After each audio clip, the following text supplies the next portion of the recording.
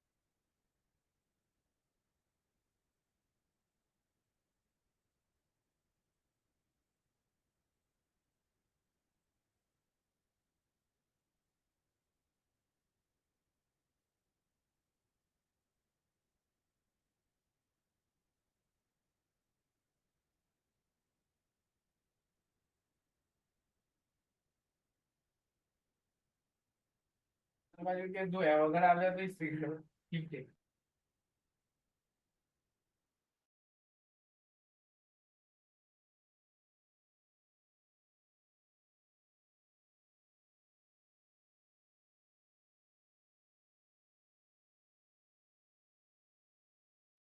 Good evening, everyone. Can you please confirm, am I audible to you?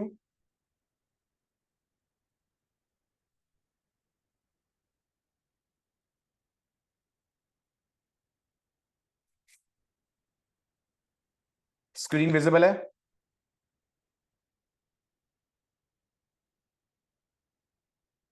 Very good, very good, very good. So a very warm welcome to you all on this very first session of Spring and Spring Boot, right? So let's begin the session.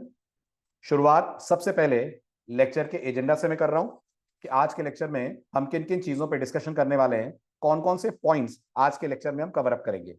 As you all know, lecture हमारा first lecture है, तो हम बहुत सारी बातें code से related नहीं करेंगे। कोडिंग हमारी स्टार्ट होगी from the second lecture, but आज हम दो चीजों पे बहुत फोकस करेंगे, और वो है स्प्रिंग क्या है, स्प्रिंग बूट क्या है, और इन दोनों की इतनी ज्यादा जरूरत इंडस्ट्री में एज अ जावा डेवलपर आपको क्यों है। So let's kick off the session by discussing the agenda. First point जो आज हम डिस्कस करने वाले, दैट इज इस बैच को अटेंड करने के प्री रिक्विजिट्स क्या हैं, है ना। मेरे ख्याल से आप में से बहुत लोगों को पता होगा कि इस बैच के लिए क्या क्या आना चाहिए। आवाज आ रही है बट स्लो आ रही है। एवरीवन प्लीज कंफर्म, आवाज स्लो आ रही है क्या? All okay? Pitch is okay? Okay, thank you very much, thank you very much. Munib, आप अपना नेट कनेक्शन चेक करिए एक बार। I think there must be some problem on your end. हाँ जी, तो शुरुआत हमारी होगी सबसे पहले लेक्चर में। आज हम बात करेंगे स्प्रिंग और स्प्रिंग बूट के प्री रिक्विजिट्स क्या है ना, क्या जरूरी है स्प्रिंग और स्प्रिंग बूट को पढ़ने से पहले। फिर हम बात करेंगे फ्रेमवर्क क्या होता है। उसके बाद हम बात करेंगे एक बहुत इंपॉर्टेंट मिसकंसेप्शन कि फ्रेमवर्क और लाइब्रेरी एक ही चीज है कि ये दोनों अलग अलग हैं। आपको क्या लगता है, ये दोनों एक ही हैं, ये दोनों अलग अलग हैं? Is there a difference in them और they are same? Very good, they are totally different. बहुत बहुत ज्यादा फर्क होता है ना। और मुझे लग रहा है आप में से बहुत सारे स्टूडेंट्स का ये पहला फ्रेमवर्क होगा, इसलिए डिस्कस करना जरूरी है कि हम समझें फ्रेमवर्क क्या है और वो लाइब्रेरी से कैसे अलग होता है। तो एक तो ये डिस्कशन हम आज करने वाले हैं। फिर हम बात करेंगे ओवरऑल, ओवरऑल अगर हम देखें तो दुनिया में कितनी तरह के फ्रेमवर्क्स होते हैं और स्प्रिंग उनमें कहां पर फिट हो रहा है। Got it? फिर हम बात करेंगे स्प्रिंग फ्रेमवर्क के पर्टिकुलर फीचर्स के बारे में, स्प्रिंग फ्रेमवर्क इतना पॉपुलर क्यों है। और फाइनली मैं आपसे डिस्कस करूंगा कोर्स में क्या क्या कंटेंट कवर होगा, कोर्स का क्या शेड्यूल होगा और कैसे कोर्स को हम लोग कंटिन्यू करेंगे। तो शुरुआत करते हैं सबसे पहले आज के लेक्चर के प्री रिक्विजिट्स के साथ कि अगर आपको स्प्रिंग और स्प्रिंग बूट पढ़ना। अच्छा, एक और बात, हम इसमें दोनों पढ़ेंगे, हम स्प्रिंग भी पढ़ेंगे और हम स्प्रिंग बूट भी पढ़ेंगे, है ना। आपने बहुत सारे लोगों को ये कहते हुए सुना होगा स्प्रिंग बूट के लिए स्प्रिंग की जरूरत नहीं है। ये बिल्कुल गलत है। एटलीस्ट आपको स्प्रिंग कोर, भले ही पूरा स्प्रिंग फ्रेमवर्क ना पढ़े, बट स्प्रिंग कोर जरूर पढ़ना होता है, इससे पहले कि आप स्प्रिंग बूट को समझ पाएं और स्प्रिंग बूट को एप्रिशिएट कर पाएं।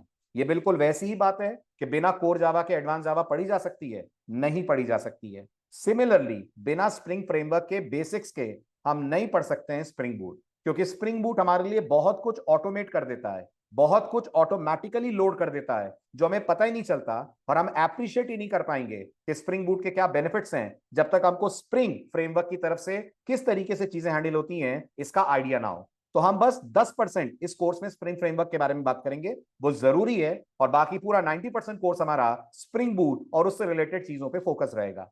क्लियर हो गया? एजेंडा क्लियर हो गया सबको? Thank you. अब शुरू करते हैं लेक्चर का फर्स्ट पार्ट, और वो ये है कि स्प्रिंग या स्प्रिंग बूट पढ़ने के लिए प्री रिक्विजिट्स क्या है। तो सबसे इंपॉर्टेंट जो प्री रिक्विजिट है, जो आपको इनिशियल डेज में जरूरत पड़ेगी, वो है जावा के ऑब्जेक्ट ओरिएंटेड प्रोग्रामिंग के कॉन्सेप्ट्स आपके क्लियर होने चाहिए। जब मैं ऑब्जेक्ट ओरिएंटेड प्रोग्रामिंग बोल रहा हूं तो मेरा मतलब तीन जरूरी टॉपिक से है। एक का नाम है इनहेरिटेंस, एक का नाम है पॉलीमॉर्फिज्म, और एक का नाम है इंटरफेस। क्योंकि स्प्रिंग में आप देखेंगे इंटरफेस का, पॉलीमॉर्फिज्म का, इनहेरिटेंस का बहुत जगहों पर बहुत ज्यादा यूज होते हुए आपको नजर आएगा। आप ये मत सोचिएगा कि क्या एनकैप्सुलेशन नहीं चाहिए, क्या एब्स्ट्रैक्शन नहीं चाहिए। मैं मानकर चल रहा हूं कि वो चीजें आपको पता है, ऑटोमेटिकली आपके प्रोग्राम के अंदर आ जाती हैं। आई होप आप सब जानते होंगे, जब जब जावा में आप कोई क्लास बनाते हैं, क्लास का डेटा प्राइवेट रखते हैं, क्लास के मेथड्स पब्लिक रखते हैं, आप ऑटोमेटिकली अचीव कर रहे होते हैं एनकैप्सुलेशन। ये जानते हैं सब लोग? Do you agree with me? किसी भी क्लास के डेटा को प्राइवेट करना, मेथड्स को पब्लिक करना एक तरीका होता है उस क्लास के थ्रू एनकैप्सुलेशन को अचीव करना। तो ये मत सोचिएगा कि एनकैप्सुलेशन का नाम आपने नहीं लिया, वो मैं मानकर चल रहा हूं कि जरूर डेफिनेटली आपने करा हुआ है ना। मैं उनकी बातें कर रहा हूं जो टॉपिक बहुत इंपॉर्टेंट है स्प्रिंग फ्रेमवर्क पढ़ने के दौरान। इसके अलावा हमें जरूरत पड़ेगी एक्सेप्शन हैंडलिंग की। ये आपको इनिशियल डेज में जरूरत पड़ेगी। अगर आपको लग रहा है सर इनिशियल डेज मतलब शुरू का एक महीना, इनकी जरूरत आपको पड़ने वाली है। इसके बाद आपको जरूरत पड़ेगी कलेक्शंस की, इसके बाद आपको जरूरत पड़ेगी जेडीबीसी की, और बहुत थोड़ी सी जरूरत पड़ेगी, बिल्कुल आ रहा हूं, बिल्कुल तनिष्क मैं उसी पे आ रहा हूं, बहुत थोड़ी सी जरूरत पड़ेगी आपको सर्वलेट की, और वो भी आपको इस कोर्स के बिल्कुल एंडिंग फेज में पड़ेगी। इस कोर्स में मैं आपको 9 यूनिट्स पढ़ाऊंगा। कितने यूनिट पढ़ेंगे अपन? अपन इस कोर्स में 9 यूनिट्स कवर अप करने वाले हैं, है ना। इन 9 यूनिट में जब यूनिट नंबर 8 आएगा तब कहीं जाकर आपको जरूरत पड़ेगी इस टॉपिक की। ओके, और अगर आपको लग रहा है सर मैंने सर्वलेट्स नहीं पढ़ा है, डोंट वरी, मैं आपको सर्वलेट से रिलेटेड मटेरियल प्रोवाइड करा दूंगा। आप आराम से उस मटेरियल को देखकर सर्वलेट के बेसिक्स पढ़ सकते हैं। हमें कोई एडवांस लेवल पे सर्वलेट की जरूरत नहीं है। हमें सर्वलेट की जरूरत पड़ेगी जब हम मॉड्यूल 8 पढ़ रहे होंगे, जिसका नाम है स्प्रिंग वेब एमवीसी। जब ये पढ़ेंगे तब सर्वलेट पढ़िए। वो भी मैं बता दूं, सर्वलेट बनाना नहीं होता है, हमें सिर्फ समझना होता है कि इंटरनली कुछ काम ऐसे हैं जो स्प्रिंग के अंदर सर्वलेट्स करते हैं, दैट्स इट। ठीक है, अगर आपको इंटरनल अंडरस्टैंडिंग की जरूरत है तो सर्वलेट चाहिए, अदरवाइज सर्वलेट की भी जरूरत नहीं है। नहीं, कोई मल्टी थ्रेडिंग की हमें जरूरत नहीं है, डोंट वरी, हमें कोई मल्टी थ्रेडिंग नहीं चाहिए। ओके, जो जो चाहिए वो सब मैंने आपके सामने लिख दिया है। ठीक है, बाकी सारी चीजें जो चाहिए वो मैं आपको इस कोड के अंदर, इस कोर्स के अंदर पढ़ाऊंगा। जो बेसिक्स हैं वो सारे मैंने आपके सामने रख दिए हैं। I hope this much is clear to everyone. ठीक है, वेरी गुड। और आपको इनकी जरूरत अभी नहीं पड़ने वाली है, बल्कि इसकी भी जरूरत अभी नहीं पड़ने वाली है।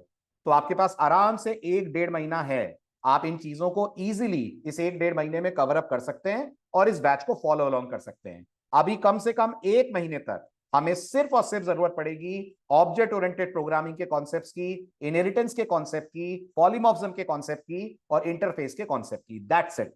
इसके अलावा हमें किसी की जरूरत नहीं है। I hope this is clear to everyone.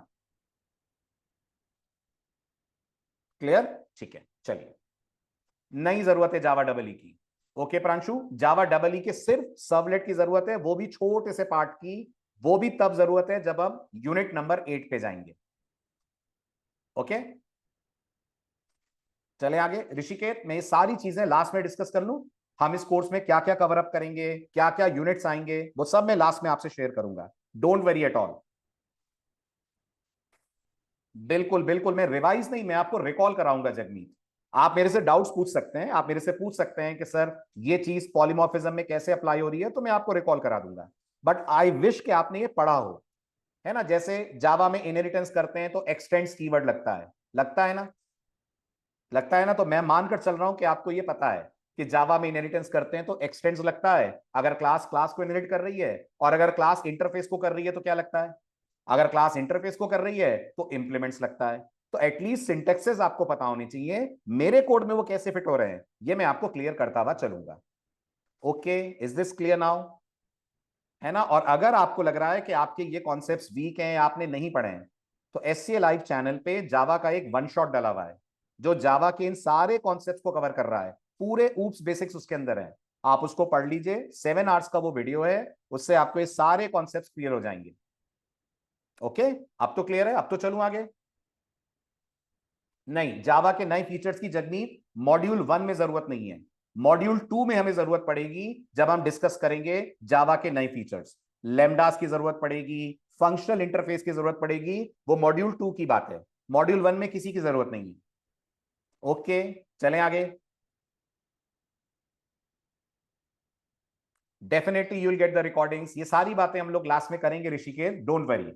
Recordings आपको कैसे मिलेंगी, कोर्स के अंदर क्या क्या कवर होगा, फी कितनी है, पेमेंट का मोड क्या होगा, all will be discuss at the end of the session. वरना आज का सेशन ही हमारा कंप्लीट नहीं हो पाएगा। अपन मेन चीजें डिस्कस कर लें जिसके लिए आज कलेक्ट हुए हैं।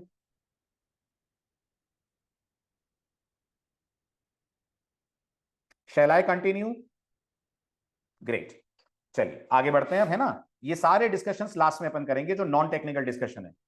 ठीक है, अब शुरू करते हैं अपन सबसे पहला टॉपिक, और वो ये है, इससे पहले कि मैं आपको फ्रेमवर्क पढ़ाऊं, इससे पहले कि मैं आपको इंटरफेसेस पढ़ाऊं या कुछ भी पढ़ाऊं, अपन सबसे पहले पढ़ते हैं what is a programming language. ठीक है, आप मुझे बताइए, इतना तो सबको पता है, computer understands the language of zeros and once.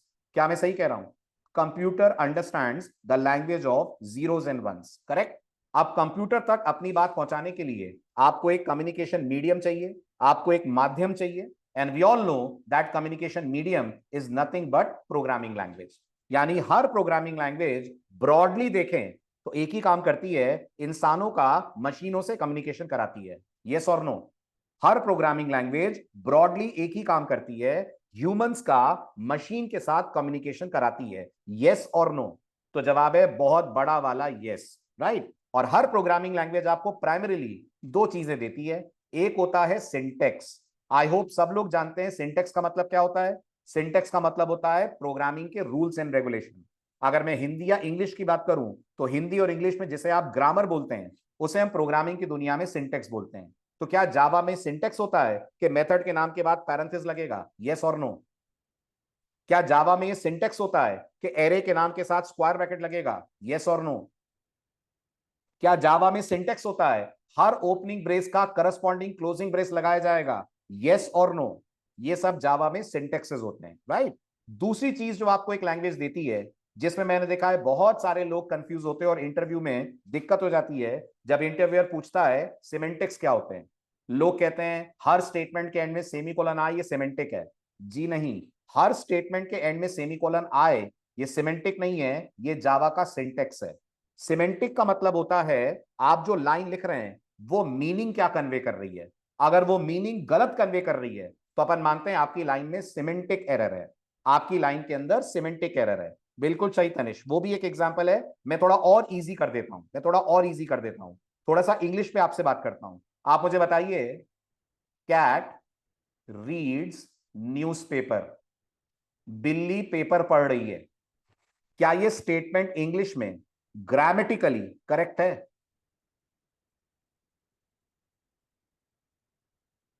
बोलिए, इतना सोचना पड़ रहा है आपको। क्या ये स्टेटमेंट अंग्रेजी में ग्रामेटिकली करेक्ट है? बिल्कुल करेक्ट है। आप किसी भी इंग्लिश के प्रोफेसर से पूछ लीजिए, ये स्टेटमेंट इंग्लिश के पॉइंट ऑफ व्यू से ग्रामर वाइज गलत नहीं है। बट आप मानते हैं ये जो मीनिंग कन्वे कर रहा है वो गलत है। This is nonsense. A cat can never read newspaper unless and until वो एआई वाली कैट हो, है ना। नॉर्मल कैट तो नहीं पढ़ सकती न्यूज़पेपर। तो टेक्निकली अगर आप सोचें कैट रीड्स न्यूज़पेपर, ये सिंटैक्टिकली करेक्ट है, पर क्या ये सिमेंटिकली रॉन्ग है? जी हां, ये सिमेंटिकली गलत है। तो सिमेंटिक्स का मतलब होता है जो स्टेटमेंट मीनिंग कन्वे कर रहा है, अगर वो मीनिंग सही है तो हम बोलते हैं सिमेंटिकली करेक्ट, अगर वो मीनिंग गलत है तो हम बोलते हैं सिमेंटिकली रॉन्ग। अभी मेरी बात समझ आई है ना। मैं एक और एग्जांपल आपको देता हूं। मैंने जावा में कहा integer a equal to 10, if a greater than 0 system dot out dot println negative number. जल्दी बताइए क्या ये कोड सिंटैक्टिकली करेक्ट है? बिल्कुल करेक्ट है, कोई नहीं कह सकता कि इसमें सिंटेक्स एरर है। पर क्या ये कोड सही आउटपुट सही मीनिंग कन्वे कर रहा है? नहीं कर रहा है। ए अगर 0 है तो नेगेटिव थोड़ी बोल देंगे ए को, तो इसमें सिमेंटिक एरर है। तो समझने की कोशिश करिएगा, सिमेंटिक का मतलब होता है लाइन का मतलब या स्ट्रक्चर, और सिंटेक्स का मतलब होता है लैंग्वेज के रूल्स। और दोनों चीजें आपको एक लैंग्वेज से मिलती हैं। लैंग्वेज ही आपको सिमेंटिक देती है, लैंग्वेज ही आपको स्ट्रक्चर देती है। I got, did you get my point? मेरी बात समझ में आई? Everyone is clear with this? Very good, बहुत बढ़िया। ठीक है, तो लैंग्वेजेस से आपको सिंटेक्स सिमेंटिक्स देखने को मिलते हैं। अब लैंग्वेजेस से बनता क्या है? तो लैंग्वेजेस से ढेर सारी चीजें बनती हैं। अगर मैं कुछ इंपॉर्टेंट चीजों के नाम लूं तो लैंग्वेज से सबसे पहले आप पूरी पूरी एप्लीकेशन डेवलप करते हैं। आई होप आप समझ रहे होंगे, एप्लीकेशन का मतलब एंड प्रोडक्ट जो आप कस्टमर को देते हैं। तो क्या व्हाट्सएप एक ऐप है? हाँ है, ऑब्वियस सी बातें है। जूम जिसके थ्रू आप ये लेक्चर अटेंड कर रहे हैं, क्या जूम एक सॉफ्टवेयर ऐप है? हाँ बिल्कुल है, जूम भी एक ऐप है। तो ऐप का मतलब हो गया फाइनल प्रोडक्ट, एंड प्रोडक्ट। तो एक लैंग्वेज से ऐप बनती है। इसके अलावा लैंग्वेज से हम लोग टेक्नोलॉजीज बनाते हैं। अब सवाल आता है सर ये टेक्नोलॉजी क्या होती है? टेक्नोलॉजी का मतलब होता है वो गाइडलाइंस जो आपको दी जाती हैं कोई पर्टिकुलर काम करने के लिए। I repeat my words, technology का मतलब होता है वो गाइडलाइंस जो आपको दी जाती हैं कोई पर्टिकुलर काम करने के लिए। टेक्नोलॉजी कभी डाउनलोड नहीं होती, टेक्नोलॉजी कभी इंस्टॉल नहीं होती। तो याद रखिएगा, टेक्नोलॉजी को कभी भी आप अपने कंप्यूटर में इंस्टॉल करके चला नहीं पाएंगे। इंस्टॉल आप किसी सॉफ्टवेयर को करेंगे जो उस टेक्नोलॉजी को सपोर्ट करेगा, बट टेक्नोलॉजी कभी आपके मशीन पे इंस्टॉल नहीं होती है। अगर मैं जावा के पॉइंट ऑफ व्यू से बोलूं तो जिन लोगों को जेडीबीसी पता है, ठीक है, मुझे बताइए जेडीबीसी जावा का एक मैकेनिज्म है कि जावा प्रोग्राम डेटाबेस से कैसे बात करेगा। यस और नो? है ना। अब आप मुझे बताइए, क्या हम जेडीबीसी को इंस्टॉल करते हैं? नहीं करते हैं, हम कभी जेडीबीसी इंस्टॉल नहीं करते हैं। अगर आपने जेडीबीसी में एक भी प्रोग्राम बनाया है तो आपको पता होगा हम इंस्टॉल ड्राइवर्स करते हैं जो हमारे प्रोग्राम को कनेक्ट करते हैं। हम कभी जेडीबीसी को इंस्टॉल नहीं करते। तो जेडीबीसी क्या हो गई? जेडीबीसी अपने आप में टेक्नोलॉजी हो गई। जेडीबीसी कोई अपने आप में सॉफ्टवेयर नहीं है जिसको आप इंस्टॉल कर पाए। आई होप मेरी बात समझ आ रही है आपको।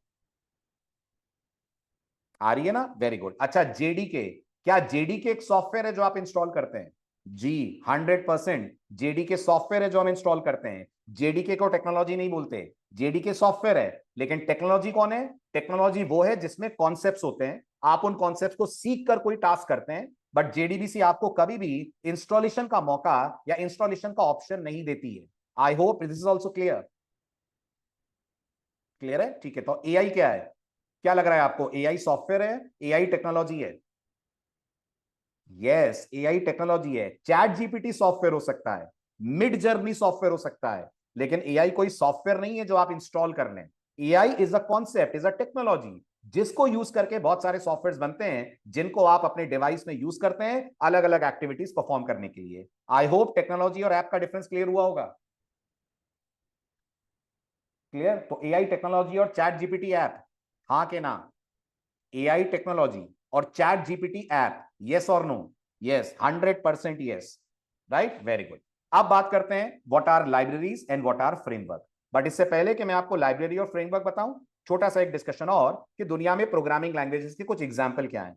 तो we know we have a language called as C, we have a language called as C plus plus, Java is a programming language, C sharp जिसको लोग सी हैश के नाम से भी बुलाते हैं, but the correct name is C sharp, वो अपने आप में एक लैंग्वेज है। कॉटलिन अगर आप जानते हो तो मोबाइल ऐप डेवलपमेंट यानी एंड्रॉइड ऐप्स आपको बनानी है तो आप कॉटलिन करते हैं। स्केला का नाम शायद आपने सुना होगा। ट्विटर जो आज की दुनिया में एक्स के नाम से जाना जाता है, जब इसका फर्स्ट वर्जन लॉन्च हुआ था तो इसी लैंग्वेज पे बना था जिसका नाम स्केला है। Python we all know, AI के लिए यूज होने वाली बहुत ही पॉपुलर लैंग्वेज। तो ये सब अपने आप में अलग अलग प्रोग्रामिंग लैंग्वेजेस हैं और इन्हीं लैंग्वेजेस की मदद से आप डेवलप कर सकते हैं सॉफ्टवेयर, इन्हीं लैंग्वेज की मदद से बनती हैं टेक्नोलॉजीज, इन्हीं लैंग्वेजेस की मदद से बनती हैं लाइब्रेरीज और फ्रेमवर्क। इसका मतलब क्या मैं बोल सकता हूं, इन सब का जो नींव है वो एक लैंग्वेज है ना? लैंग्वेज है तभी ये सारी चीजें हैं, लैंग्वेज नहीं होगी इनमें से कुछ भी नहीं होगा। Very good. अब हम बात करते हैं अगले इंपॉर्टेंट कॉन्सेप्ट की, और अगला इंपॉर्टेंट कॉन्सेप्ट है लाइब्रेरी क्या होती है। बहुत ध्यान से सुनिएगा, बहुत ध्यान से। लाइब्रेरी का मतलब होता है बनी बनाई क्लासेस, बने बनाए फंक्शंस, बने बनाए मेथड्स या इंटरफेसेस का कलेक्शन।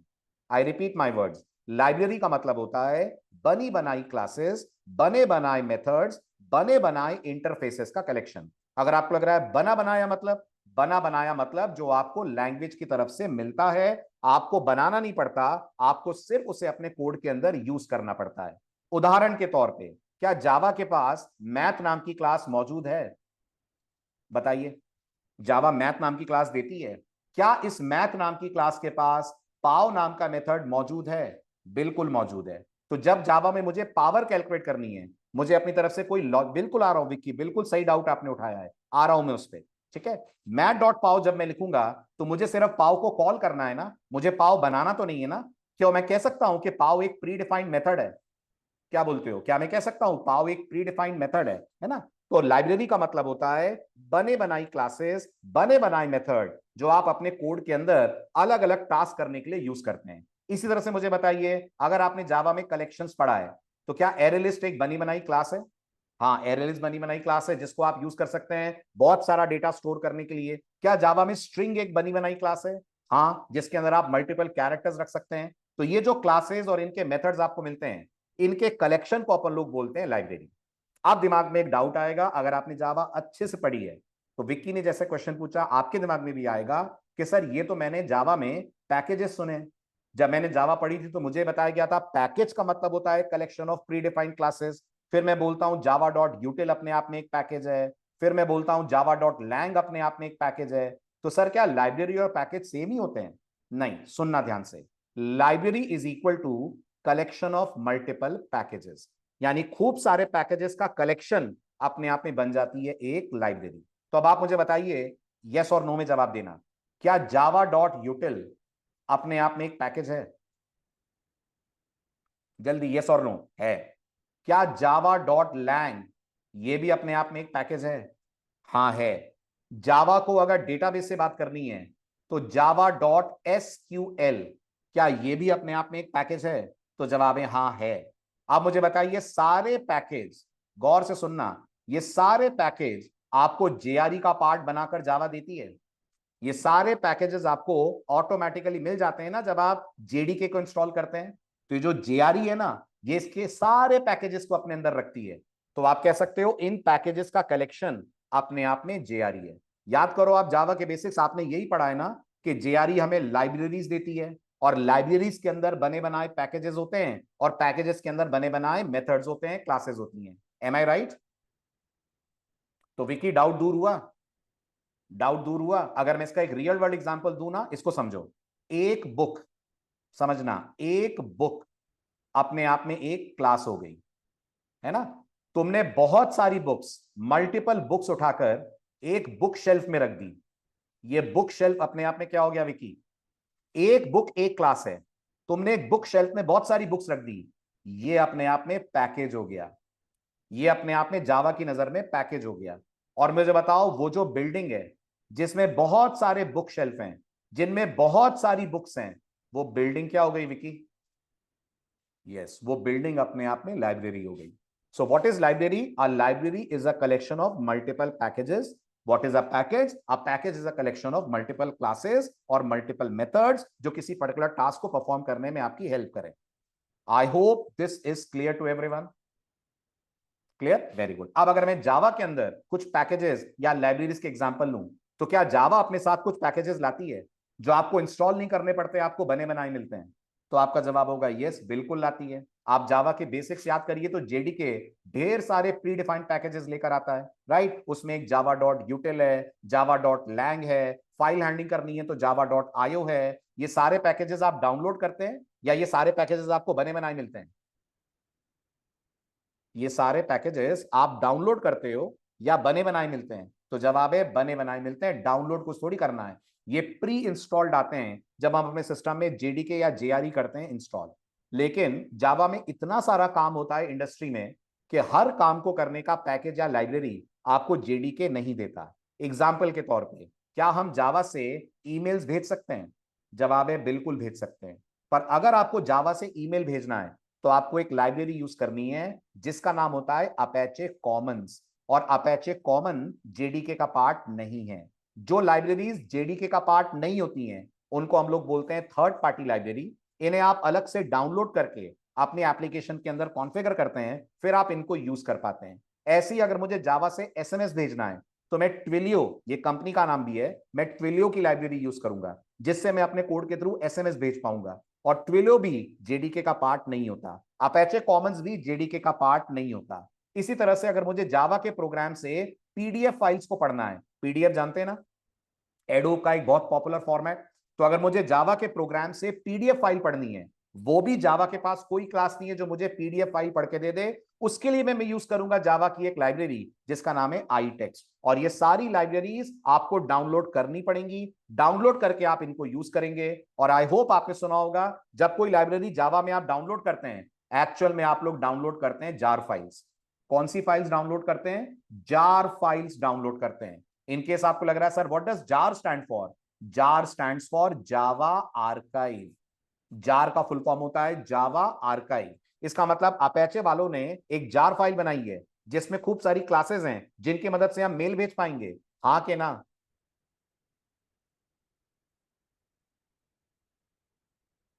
यस है ना? Very good. इसी तरह से ट्विलियो वालों ने बहुत सारी जार फाइल्स दी हैं आपको जिनकी मदद से आप एसएमएस सेंड कर पाएंगे। तो जार फाइल्स जावा का तरीका है आप तक लाइब्रेरीज पहुंचाने का। इतना क्लियर हुआ? बहुत बढ़िया। तो ये हुई कहानी व्हाट आर लाइब्रेरीज, इसके बारे में। अब बात करते हैं लाइब्रेरीज के बेनिफिट्स क्या हैं, लाइब्रेरीज के फायदे क्या हैं। सबसे बड़ा फायदा है आपकी लाइब्रेरी में आप लाइब्रेरी के थ्रू रीयूजेबिलिटी लाते हैं। अब आप एक कंपनी के पॉइंट ऑफ व्यू से सोचिए, मुझे मेल भेजनी है। क्या मेल भेजना किसी एक प्रोजेक्ट की रिक्वायरमेंट होगा या मल्टीपल प्रोजेक्ट्स में मुझे मेल भेजनी पड़ सकती है? मेल भेजना किसी एक प्रोजेक्ट की रिक्वायरमेंट होगा या मुझे मल्टीपल प्रोजेक्ट्स में मेल भेजनी पड़ सकती है? वेरी गुड, मुझे मल्टीपल प्रोजेक्ट्स में मेल भेजनी पड़ती है। तो जो मेल भेजने का कोड है वो मुझे लिखना नहीं है, वो ऑलरेडी एक लाइब्रेरी में है। जहां जहां मैं इस लाइब्रेरी को यूज करूंगा वहां वहां से मैं मेल सेंड कर पाऊंगा। जहां जहां मैं इस लाइब्रेरी को यूज करूंगा वहां वहां से उस कोड से can will I be able to send the mail. इसका मतलब लाइब्रेरीज अपन को रीयूजेबिलिटी देती है। नंबर टू, लाइब्रेरीज प्रोग्रामर का एफर्ट मिनिमाइज कर देती हैं। कैसे? इमेजिन करिए मैं किसी कॉलेज के लिए एक बिलिंग एप्लीकेशन बना रहा हूं, स्टूडेंट्स फीस पे कर रहे हैं, मेरी एप्लीकेशन के थ्रू वो फीस का डेटा डेटाबेस में जा रहा है। अब आप मुझे बताइए, जब स्टूडेंट फीस पे करेंगे तो रिसिप्ट चाहिएगी, चाहिएगी, राइट? वो रिसिप्ट आप मानते हैं मेल पे सेंड हो सकती है, मैं फिजिकली भी दे सकता हूं, मेल पे भी सेंड कर सकता हूं। अब मेरे सॉफ्टवेयर का मेन काम बिलिंग है, मेरे सॉफ्टवेयर का मेन काम मेल सेंड करना नहीं है। मेल सेंड करने का काम मेरे लिए करेगी लाइब्रेरी। जो बिलिंग का लॉजिक है उसका कोड मैं डिजाइन कर दूंगा। इसका मतलब एज अ प्रोग्रामर मैं फोकस कर पाऊंगा अपने मेन टास्क पे। मुझे इधर उधर के टास्क करने की टेंशन नहीं लेनी है। इधर उधर के टास्क मेरे लिए कौन करेगा? इधर उधर के टास्क मेरे लिए परफॉर्म कर देगी लाइब्रेरी। मैं मेन कोड के ऊपर कर पाऊंगा focus. That is the third benefit of library. तो लाइब्रेरीज आपको रीयूजेबिलिटी देती हैं, लाइब्रेरी आपके एफर्ट्स कम कर देती हैं, लाइब्रेरी एज अ प्रोग्रामर आपको मौका देती हैं कि आप कोड पे फोकस करिए, जो सबऑर्डिनेट टास्क हैं वो लाइब्रेरी को हैंड ओवर कर दीजिए। आई होप दिस इज क्लियर।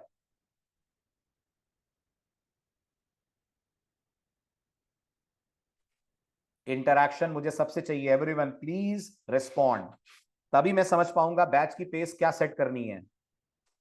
आ रहे बेटा, आ रहे हैं, बिल्कुल बिल्कुल बिल्कुल। Sir but is this the case? Collection framework is called framework, बिल्कुल सही है, बिल्कुल सही है जगमी। कलेक्शन फ्रेमवर्क को फ्रेमवर्क इसलिए बोलते हैं क्योंकि वो बहुत सारे टास्क करता है। टेक्निकली तुम बिल्कुल सही हो अपनी जगह। कलेक्शंस के लिए जो हमको मिलता है वो एक पैकेज है और वो एक तरीके की लाइब्रेरी है। You are not, no way you are wrong, बिल्कुल सही कह रहे हो आप। लेकिन लोगों की जुबान पे चढ़ गया है कलेक्शन फ्रेमवर्क, कलेक्शन फ्रेमवर्क, क्योंकि वो बहुत सारे टास्क करता है, उसको फ्रेमवर्क बोल देते हैं। हुआ क्लियर? अभी फ्रेमवर्क पढ़ो, आपको क्लियर हो जाएगा कलेक्शन फ्रेमवर्क को फ्रेमवर्क क्यों बोलते हैं। ठीक है, नाइस क्वेश्चन। ठीक है, coming back to the topic. अब आपको मैं लाइब्रेरी का एक रियल लाइफ एग्जांपल देता हूं। रियल लाइफ में अपन लाइब्रेरी को कैसे मानते हैं? सर जोमेटो और स्विगी का बिल ईमेल पे आता है, इसके कारण? इसके कारण नहीं, उन्होंने ये फंक्शनैलिटी अपनी एप्लीकेशन में ऐड करी है, इस कारण। क्लियर? जोमेटो और स्विगी का बिल आपकी मेल पे आता है क्योंकि उन्होंने ये माना है कि जब आप कोई ऑर्डर प्लेस करेंगे तो उससे रिलेटेड इंफॉर्मेशन वो आपके मेल पे सेंड कर देंगे। ठीक है, तो अब आप मुझे बताइए, जोमेटो का मेन काम मेल भेजना है, हाँ या ना? जोमेटो ऐप आप इसलिए इंस्टॉल करते हैं कि वो आपको मेल भेजे? नहीं ना, जोमेटो का मेन काम तो फूड ऑर्डर करना है ना, फूड डिलीवर करना है ना। मेल भेजना तो उसका सब टास्क है। एम आई राइट? तो बिल्कुल बढ़िया एग्जांपल कोट करा आपने। जोमेटो के पॉइंट ऑफ व्यू से सोचिए तो मेल भेजना उनका दूसरा काम है। उनका बंदा आपके घर से कितनी दूर है वो ट्रैक करना, ये भी उनका दूसरा काम है। उनका प्राइमरी फोकस है कि आपको एक ऐसा एनवायरमेंट देना जिसपे आप घर बैठे मील्स को ऑर्डर कर पाए, दैट्स इट। ये उनका मेन टास्क है। अभी क्लियर हुआ? बहुत बढ़िया, नाइस। चलिए अब बात करते हैं लाइब्रेरी का रियल वर्ल्ड एग्जांपल। लाइब्रेरी अपने आप में क्या है? ठीक है, तो इमेजिन करिए आपको पिज्जा बेक करना है ना। आप कोई बहुत अच्छे, बहुत शानदार कुक नहीं है, मैं ये मानकर चल रहा हूँ। थोड़ा बहुत चीजें बना लेते हैं, है ना, काम चलाओ, आप किचन पे काम कर लेते हैं, बट आपको पिज्जा बनाने को कहा जाता है। तो अब आप मुझे बताइए, अगर मुझे पिज्जा बनाने की गाइडलाइंस मिल जाए तो मैं पिज्जा बना सकता हूँ, हाँ या ना? अगर मुझे पता लग जाए पिज्जा बनाने की ये रेसिपी है तो मैं पिज्जा बना लूंगा। ठीक है, अब आप नोटिस करिए, मैं कोई प्रोफेशनल शेफ नहीं हूं जो मैं पिज्जा बना रहा हूं, मैं एक नॉर्मल बंदा हूं जो पिज्जा बनाने का टास्क कर रहा है। ठीक है, मेन टास्क क्या है? मेन टास्क है पिज्जा बनाना। अब मुझे बताइए, अगर मैं पिज्जा बनाने की शुरुआत करता हूं तो सबसे पहले पिज्जा का डो, जिसे आप आटा बोलते हैं, वो लगेगा, वो गूंथना पड़ेगा ताकि पिज्जा की बॉल्स क्रिएट हो। फिर उसको मैं एक चकले बेलन पे फ्लैट करूंगा ताकि पिज्जा का शेप आ जाए। फिर मैं उसको पिज्जा कटर से कट करूंगा। तो अब आप मेरी बात समझने की कोशिश करिए, ये चकला बेलन, ये आपके लिए पिज्जा कटर, ये आपके लिए जो अवन है, ये सब टूल्स है ना जिनकी मदद से आप पिज्जा बेक कर पाएंगे, पिज्जा बना पाएंगे। यस और नो? होंगे ना? तो इसी तरह से लाइब्रेरी हम प्रोग्रामर्स के लिए टूल्स होती हैं जिनकी मदद से हम अपना मेन टास्क अचीव कर पाते हैं। जो भी हमें करना है उस काम को करने के लिए अगर हमें कोई सपोर्ट चाहिए, अगर हमें कोई हेल्प चाहिए, तो वो हेल्प अपन को लाइब्रेरी से मिल सकती है। ये क्लियर हुआ? Very good. दूसरी बात, क्या मैं ये मान सकता हूं लाइब्रेरी एक पर्टिकुलर काम पे फोकस करती है और वो वही काम करती है? यस की नो? लाइब्रेरी एक पर्टिकुलर काम पे फोकस करती है और वो वही काम करती है। उदाहरण के तौर पे ये जो पिज्जा कटर है, ये आपके लिए पिज्जा ही कट करेगा ना? यस और नो? इसका काम पिज्जा ही कट करना है ना? आप किसी का गला तो नहीं काटेंगे ना इससे? ये उसके लिए तो नहीं है ना, ये पिज्जा कटर है ना। तो टेक्निकली आप सोच कर देखिए, उसका एक फिक्स काम है, उसका एक नॉर्मल काम है, वो कोई जंग में ले जाने लायक टूल नहीं है कि आप बॉर्डर पे जाकर इससे लड़ने लग गए। ये सिर्फ एक छोटा सा टूल है जिसका काम पिज्जा कटिंग करना है। तो try to understand, libraries are focused on performing only one task, मतलब वन टास्क, उससे अलावा कोई दूसरा टास्क नहीं करती। थोड़ा सा टेक्निकल एग्जांपल दूं तो मैं अभी आपको अपेचे कॉमन्स की बात कर रहा था। अपेचे कॉमन से हम क्या भेज सकते हैं? ईमेल के एसएमएस? ईमेल भेज सकते हैं। और मेरे को एसएमएस भेजना है तो मेरे को दूसरी लाइब्रेरी की जरूरत पड़ेगी। यस, मेरे को एसएमएस भेजना है तो मुझे ट्विलियो की जरूरत पड़ेगी। अगर मेरे को पीडीएफ फाइल पढ़नी है तो मेरे को आई टेक्स्ट की जरूरत पड़ेगी। आई टेक्स्ट मेरे लिए पीडीएफ पढ़ेगा, वो मेल नहीं भेजेगा। अपेचे कॉमन्स मेल भेजेगा पर वो पीडीएफ नहीं पढ़ेगा। Every library is focused on performing one unique task. Yes और नो? क्लियर? तो that's the basic idea behind libraries. अब बात करते हैं फ्रेमवर्क क्या है। मेन मुद्दा, मेन टॉपिक। फ्रेमवर्क को अगर मैं बहुत सिंपल वर्ड्स में बोलूं ना, तो वो कलेक्शन ऑफ लाइब्रेरीज है। बहुत सारी लाइब्रेरीज अगर मिल जाएं और एक बहुत बड़ा ऐसा सॉफ्टवेयर आपको दिया जाए जो ढेर सारे काम आपके लिए करे, तो वो अपने आप में बन जाता है framework. I repeat my words, framework अपने आप में बहुत सारी लाइब्रेरीज का बना बनाया कलेक्शन होता है। जैसे अगर आपको लग रहा है सर कुछ एग्जाम्पल के साथ समझाइए, तो मुझे बताइए, अगर मैं कोई भी एप्लीकेशन आज की डेट में बनाता हूं, 2025 में कोई भी सॉफ्टवेयर डिजाइन करता हूं, आप मानते हैं कुछ बहुत कॉमन टास्क होंगे जो मेरे सॉफ्टवेयर में मुझे करने पड़ेंगे? एग्जाम्पल के तौर पे, आज के 99% वेब एप्लीकेशंस या वेबसाइट्स डेटाबेस से इंटरैक्ट करती हैं। बताओ आप याद करो, आप जितनी भी वेबसाइट्स एक्सेस करते हो, कुछ ना कुछ डेटा वो आपका स्टोर करती है ना? फिर चाहे वो फेसबुक हो, चाहे वो इंस्टाग्राम हो, चाहे वो जोमेटो हो, कोई भी हो, आपका डेटा डेटाबेस में स्टोर होता है। Very good. Maximum website user से इनपुट भी लेती हैं, कुछ डेटा कैप्चर करती हैं, यूजर उनको कुछ डेटा प्रोवाइड करता है। यस, बिल्कुल लेती हैं। मैक्सिमम वेबसाइट क्या इस इनपुट को वैलिडेट करती होंगी? वैलिडेट समझ रहे हैं? चेक करना कि जो डेटा आ रहा है वो करेक्ट आ रहा है कि नहीं आ रहा है। अब आप बताइए, आपने अगर जावा में एक भी प्रोग्राम डिजाइन करा है, तो आप मानते हो ये सारे काम अपन को खुद करने पड़ते हैं? उदाहरण के तौर पे इनपुट लेने के लिए बनाना पड़ता है अपन को खुद स्कैनर का ऑब्जेक्ट, तब जाकर हम इनपुट कैप्चर कर पाते हैं। हमें कॉल करना पड़ता है kb.nextInt, तब जाकर हमको इंटीजर मिलता है ना? अब ये जो कॉमन टास्क होते हैं, ये सारे कॉमन टास्क अगर आपको कोई करके दे दे और आपको ये बोल दे भाई तू तो मेन कोड पे फोकस कर, ये डेटाबेस का कनेक्शन ओपन क्लोज करना, इनपुट लेना, वैलिडेशन करना, ये सब मेरे ऊपर छोड़ दे, तो ये जो आपको सपोर्ट दे रहा है ना बेसिक कोड बनाकर, ये अपने आप में होता है फ्रेमवर्क। ये अपने आप में कहलाता है फ्रेमवर्क। यानी फ्रेमवर्क आपको एक ढांचा दे देता है, आपको एक बेसिक इंफ्रास्ट्रक्चर कोड का दे देता है, और उसमें जो आपको अपनी तरफ से स्पेशलाइजेशन करना है, वो स्पेशलाइजेशन कोड आप अपनी तरफ से फिट कर दीजिए। जो बेसिक इंफ्रास्ट्रक्चर है वो आपको बनाकर दे देगा फ्रेमवर्क। मैं आपको इसके एक बहुत अच्छे रियल वर्ल्ड एग्जांपल से समझाता हूं। इमेजिन करिए मुझे एक घर बनाना है। इमेजिन करिए मुझे एक घर बनाना है। आप मानते हो घर बनाने के दो तरीके हैं? जल्दी बोलो यस और no. Do you agree with me? घर बनाने के हमारे पास दो तरीके हैं। ठीक, पहला तरीका, मैं प्लॉट खरीदूं, मैं प्लॉट काटूं, मैं परमिशन लूं गवर्नमेंट से, मजदूरों को लेकर जाऊं और वहां बैठकर खड़े रहकर पूरा घर बनवाऊं। होगा ये एक तरीका, this could be one way. दूसरा तरीका, क्या मैं बिल्डर से घर परचेज कर सकता हूं? कर सकता हूं। अब आप मुझे बताइए, खुद खड़े होकर घर बनवाने में और बिल्डर से घर परचेज करने में क्या डिफरेंस है? पैसे बीच में मत लाइएगा, ये मत बोलिएगा सर पैसे का फर्क आ जाएगा, वो छोड़ दीजिए, छोड़ दीजिए पैसा। इसके अलावा बताइए, खुद खड़े रहकर घर बनवाने में और बिल्डर से बना बनाया घर लेने में क्या फर्क है? क्या मैं कह सकता हूं अगर आप बिल्डर से घर लेते हैं तो आपके बेसिक एफर्ट्स कम हो जाएंगे, गवर्नमेंट से परमिशन आपको नहीं लेनी होगी, बिल्डर ने ली होगी, प्लॉट आपको काटने की जरूरत नहीं पड़ेगी, बिल्डर ने काट दिया होगा, उसने पूरा घर बनाकर आपको दे दिया होगा, उसको डेकोरेट करना, उसको सुंदर बनाना, गार्डनिंग करना, पार्किंग डिजाइन करना, अंदर डेकोरेटिव चीजें लगाना, ये सब आपका काम रह जाएगा। लेकिन बेसिक रहने लायक घर क्या बिल्डर आपको दे देगा? बस यही होता है फ्रेमवर्क। यानी फ्रेमवर्क कहता है कि यार जो कॉमन टास्क है ना, वो तुमको करने की कोई जरूरत नहीं है, वो सारे कॉमन टास्क तुम मुझे दे दो, वो सारे कॉमन टास्क मैं करूंगा, तुम बस फोकस करो अपने पर्टिकुलर टास्क पे, अपने पर्टिकुलर कोड पे। ठीक है, अब वो कॉमन टास्क में बहुत सारी चीजें आती हैं जो धीरे धीरे धीरे धीरे आप आगे चढ़ पढ़ेंगे, जैसा आपने जावा में पढ़ा होगा। बहुत सारे कॉमन टास्क जैसे इनपुट लेना, वैलिडेट करना, डेटाबेस कनेक्शन ओपन करना, क्लोज करना, क्वेरी लिखना, कितने सारे काम होते हैं जो आपको करने पड़ते हैं जावा में। ये सारे काम आपके लिए जो कर दे और आपको मिनिमम कोड लिखकर मैक्सिमम आउटपुट मिल जाए, वो अपने आप में कहलाएगा एक फ्रेमवर्क। आई होप मेरा ये एग्जाम्पल समझ आया आपको, है ना। तो बस एक बात याद रखिएगा, फ्रेमवर्क आपको बहुत सारे प्री रिटन कॉमन लॉजिक्स देता है, जिन कॉमन लॉजिक्स को यूज करके आप अपने मेन टास्क के ऊपर फोकस कर सकते हैं।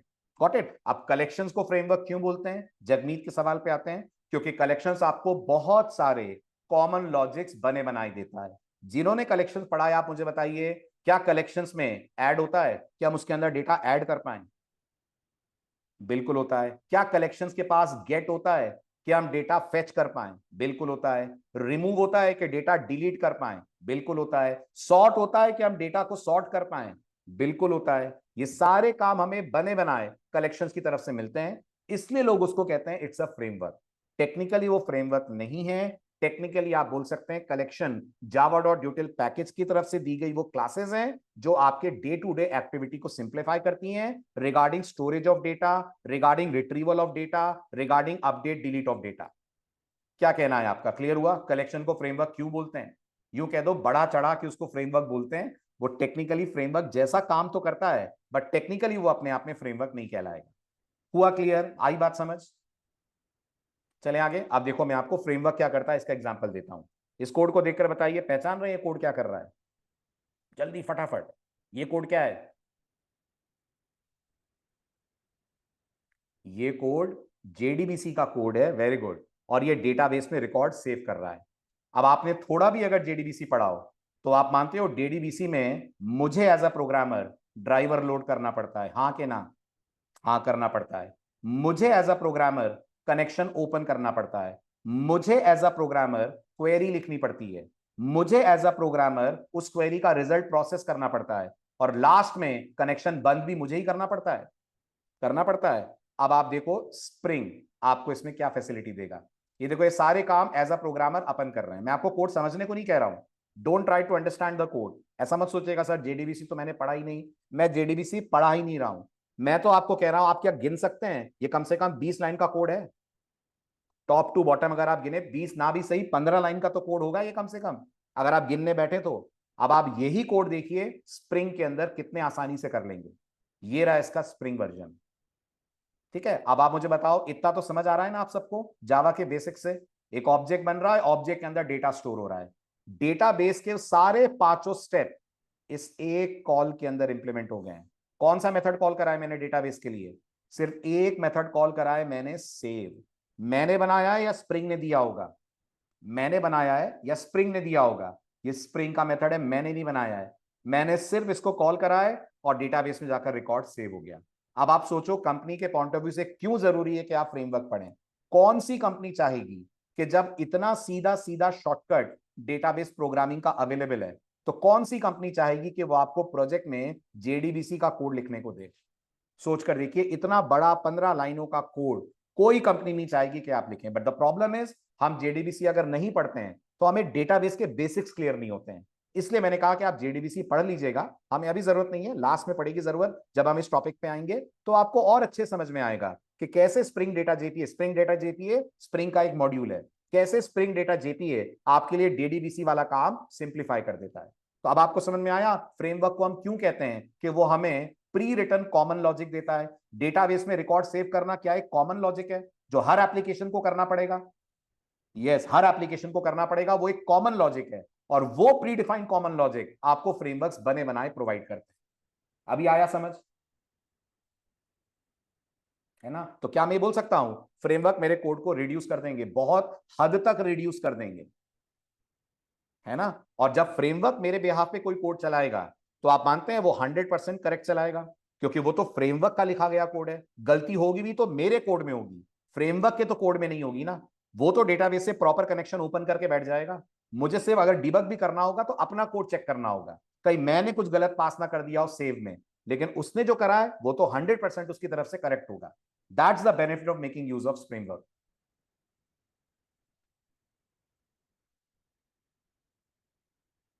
यस यस डेफिनेटली जगमीत, बिल्कुल सही कहा आपने। बट देर आर ओकेजन्स ना जहां स्पीड मैटर नहीं करती, जहां मैटर करता है आपके एफर्ट्स, है ना। वो इतना भी ज्यादा टाइम नहीं लेगा कि आपको वो लैग दिखे या एप्लीकेशन हैंग होने लग जाए। और अगर ऐसा है तो हमारे पास उसकी भी ऑप्टिमाइजेशन टेक्निक्स अवेलेबल हैं, जिनको आप यूज करके अपने फ्रेमवर्क लाइक काम को और ऑप्टिमाइज कर सकते हैं। बिल्कुल सही बोला आपने कि executing directly SQL is much faster compare to using spring data JPA. Opinionated है Shivam, spring is an opinionated framework. Okay, opinionated का मतलब क्या है? स्प्रिंग जैसा कहता है आपको कोड वैसा ही लिखना पड़ेगा, जैसा डायरेक्टिव स्ट्रक्चर बोलता है डायरेक्टिव स्ट्रक्चर भी वैसा ही बनाना पड़ेगा, जो क्लास जहां रखने को बोलता है वो क्लास वहीं रखनी पड़ेगी। तो स्प्रिंग एक ओपिनियनेटेड फ्रेमवर्क है। और अगर आप मर्न जानते हो, मर्न सुना है ना, सुना तो सभी ने होगा। मर्न में ई क्या है? व्हाट इज ई इन मर्न? Very good, express. और एक्सप्रेस एक अनओपिनियनेटेड फ्रेमवर्क है। स्प्रिंग एक ओपिनियनेटेड फ्रेमवर्क है, एक्सप्रेस एक अनओपिनियनेटेड फ्रेमवर्क है। अभी घबराइएगा मत, ये दोनों वर्ड्स मैं आपको आगे समझाऊंगा कि ओपिनियन का क्या मतलब है और अनओपिनियन बोलने का क्या मतलब है, ये भी हम आगे पढ़ेंगे। चला जाए आगे। फ्रेमवर्क की पावर का अंदाजा लगा आपको, ये पता चला फ्रेमवर्क इतने पॉपुलर क्यों है और क्यों हर कंपनी कहती है कि आप फ्रेमवर्क करिए, चाहे आप लैंग्वेज कोई भी पढ़ रहे हो। आप पाइथन पढ़ रहे हो तो आपने जेंगो का नाम सुना होगा, जावास्क्रिप्ट पढ़ रहे हैं तो आपने सुना होगा मर्न, पूरा पूरा फुल स्टैक होता है जिसके थ्रू आप एप्लीकेशंस बनाते हैं। और जावा कर रहे हैं तो ज्यादा सोचने की जरूरत ही नहीं है, एक ही किंग फ्रेमवर्क है जो आपको जावा में पढ़ना है। कौन है वो वही है जिसका कोर्स आप अटेंड कर रहे हैं, that is spring and spring boot. यही सबसे पॉपुलर फ्रेमवर्क्स हैं जो जावा की इंडस्ट्री में आपको मिलेंगे। खैर, अब वापस पिज्जा वाले एग्जांपल को फ्रेमवर्क के पॉइंट ऑफ व्यू से देखिए। अब आप मुझे बताइए, जैसे अपन पिज्जा बनाएंगे, डोमिनोज का शेफ भी वैसे ही बनाएगा? नहीं बनाएगा। आप टेक्निकली सोचिए, डोमिनोज पर्टिकुलर पिज्जा बनाने की कंपनी है। बोलिए बोलिए, यस और नो? यस। तो अगर डोमिनोज पर्टिकुलर पिज्जा बनाने की कंपनी है, तो क्या डोमिनोज के पास स्पेशल मशीन्स होंगी, स्पेशल डिवाइसेस होंगे पिज्जा के प्रोसेस को और स्मूथ करने के लिए? फॉर एग्जाम्पल, उनके पास मशीन्स होंगी जो आटा गूंथ देंगी, उनके पास डिवाइसेस होंगे जो उसको बॉल्स में कन्वर्ट कर देंगे, उनके पास ऑटोमेटिक कटर्स होंगे जो आपके पिज्जास को स्लाइसेस में कन्वर्ट कर देंगे, और बड़े बड़े अवंस होंगे जिनमें आप पैरेलली मल्टीपल पिज्जास बेक कर सकते हैं। तो आप मानते हो अगर डोमिनोज को कंपेयर करा जाए एक हाउस होल्ड बंदे के साथ, तो डोमिनोज ज्यादा प्रोफिशिएंट पिज्जा बनाएगा? मैं टेस्ट की बात नहीं कर रहा हूं, टेस्ट पसंद आए ना आए वो अलग चीज है, लेकिन जो उनका प्रोफेशनलिज्म है वो ज्यादा है ना as compare to us in making the pizza. That is what framework is all about. तो फ्रेमवर्क ये कहता है मेरा अप्रोच प्रोफेशनल होगा, मेरा तरीका स्टैंडर्ड होगा, आप मुझे यूज करोगे तो स्टैंडर्ड वे में आप एप्लीकेशन बना पाओगे, जबकि आप हर स्टेप करने बैठोगे तो या तो गलतियां करोगे या तुम्हारे स्टेप्स बहुत ज्यादा लेंदी हो जाएंगे। ठीक है, अब आते हैं अपन मोस्ट इंपॉर्टेंट क्वेश्चन पे कि अगर कोई आपसे बोलता है कि मुझे ज्यादा नहीं सुनना, मुझे सिर्फ दो फर्क बताओ तुम जो लाइब्रेरी और फ्रेमवर्क को डिफरेंशिएट करते हैं। तो दो बड़े बड़े फर्क मैं आपको बता रहा हूं लाइब्रेरी और फ्रेमवर्क के बीच में क्या होता है। सबसे बड़ा फर्क यह होता है कि लाइब्रेरी एक पर्टिकुलर टास्क पे फोकस्ड होती है, वो बस उतना ही काम करती है जितना काम करने के लिए उसको बनाया गया है। फ्रेमवर्क मल्टीपल काम करता है, मल्टीपल एक्टिविटीज करता है। फॉर एग्जाम्पल, क्या अपैचे कॉमन्स लाइब्रेरी जो मेरे लिए ईमेल भेजती है वो मेरे लिए डेटाबेस से रिकॉर्ड पुल करेगी? नहीं करेगी, हरगिज नहीं करेगी। लेकिन क्या स्प्रिंग फ्रेमवर्क मेरे लिए मेल भेजना, डेटाबेस से रिकॉर्ड पुल करना, ये सारी चीजें ऑटोमेट करके दे सकता है? बिल्कुल दे सकता है स्प्रिंग फ्रेमवर्क आपको। तो फ्रेमवर्क का दायरा बड़ा होता है, फ्रेमवर्क की वाइड जो एरिया होता है, जबकि लाइब्रेरी का दायरा बहुत सीमित होता है, लाइब्रेरी बहुत लिमिटेड काम करती है। दूसरा फर्क वेरी वेरी वेरी इंपॉर्टेंट, जब आप लाइब्रेरी यूज करते हैं तो गौर करिएगा आपका कोड लाइब्रेरी को कॉल करता है, आपका कोड लाइब्रेरी को कॉल करता है। तो रिकॉल करिए, जब आप कलेक्शंस यूज करते हैं तो आप अपने कोड के अंदर से बैठकर कलेक्शंस कॉल करते हैं ना, कलेक्शन का ऑब्जेक्ट बनाना, ऐड करना, डिलीट करना आप लिखते हैं ना। भले ही ऐड का कोड आपने नहीं लिखा है बट इंटरनल कोड तो आप लिखते हैं ना, है ना। लेकिन जब आप फ्रेमवर्क यूज करते हैं ना, फ्रेमवर्क आपके कोड को कॉल करता है, फ्रेमवर्क ऑटोमेटिकली आपके लिए कोड कॉलिंग करता है, आप फ्रेमवर्क के कोड को कॉल नहीं करते हैं। जबकि लाइब्रेरी में लाइब्रेरी को अपन कॉल करते हैं। So our code makes a call to the library while frameworks gives a call to our code। ठीक है, अब इसके लिए दो टेक्निकल वर्ड सुनिएगा। जब आपका कोड लाइब्रेरी को कॉल करता है तो इसको टेक्निकल वर्ड्स में बोलते हैं प्रोसीजरल कंट्रोल। इसको टेक्निकल वर्ड्स में बोलते हैं प्रोसीजरल कंट्रोल, जब आपका कोड लाइब्रेरी को कॉल करता है। और जब फ्रेमवर्क आपके कोड को कॉल करता है ये बहुत इंपॉर्टेंट टॉपिक है जो आने वाले 2 दिन में हम पढ़ेंगे। ये स्प्रिंग की बैकबोन है जो अब मैं लिखने जा रहा हूं।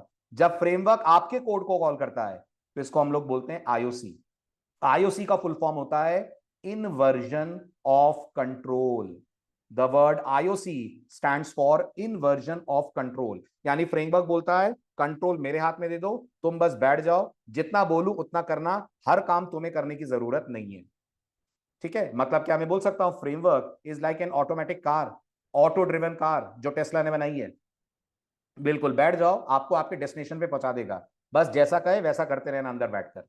That is a framework. Framework control अपने हाथ में रखता है, आपको मिनिमम काम करने को देता है, अपनी तरफ से इंफ्रास्ट्रक्चर कोड पूरा बना देता है और आप उतना ही करते हैं जितना आपके लिए जरूरी है, बाकी सब एक्स्ट्रा काम आपके लिए कर देता है फ्रेमवर्क, है ना। और ये ऐसी बातें नहीं है कि एक ही दिन में आपको क्लियर हो जाए, इसके लिए कम से कम आपको स्प्रिंग के 2 या 3 प्रोग्राम का पूरा प्रोसेसिंग, पूरी वर्किंग समझनी होगी, तब आप रियलाइज करेंगे ओके अगर ये प्रोग्राम मैं बिना स्प्रिंग के बना रहा होता तो इतने सारे एक्स्ट्रा काम करता, स्प्रिंग ने मेरे लिए इस काम को इतना सिंप्लीफाई कर दिया।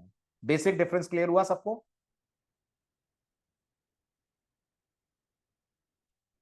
वेरी गुड, ठीक है। तो अब बात करते हैं स्प्रिंग के, या यूं कह लीजिए इन जनरल फ्रेमवर्क के फायदे क्या है। सबसे बड़ा फायदा यह है कि आपके डेवलपमेंट प्रोसेस को फ्रेमवर्क स्पीड अप कर देता है, यानी बहुत स्पीड से आप वो काम कर पाते हैं जिसके लिए आपको बहुत टाइम लगता है अगर आप डायरेक्ट लैंग्वेज यूज करके वो काम करते हैं।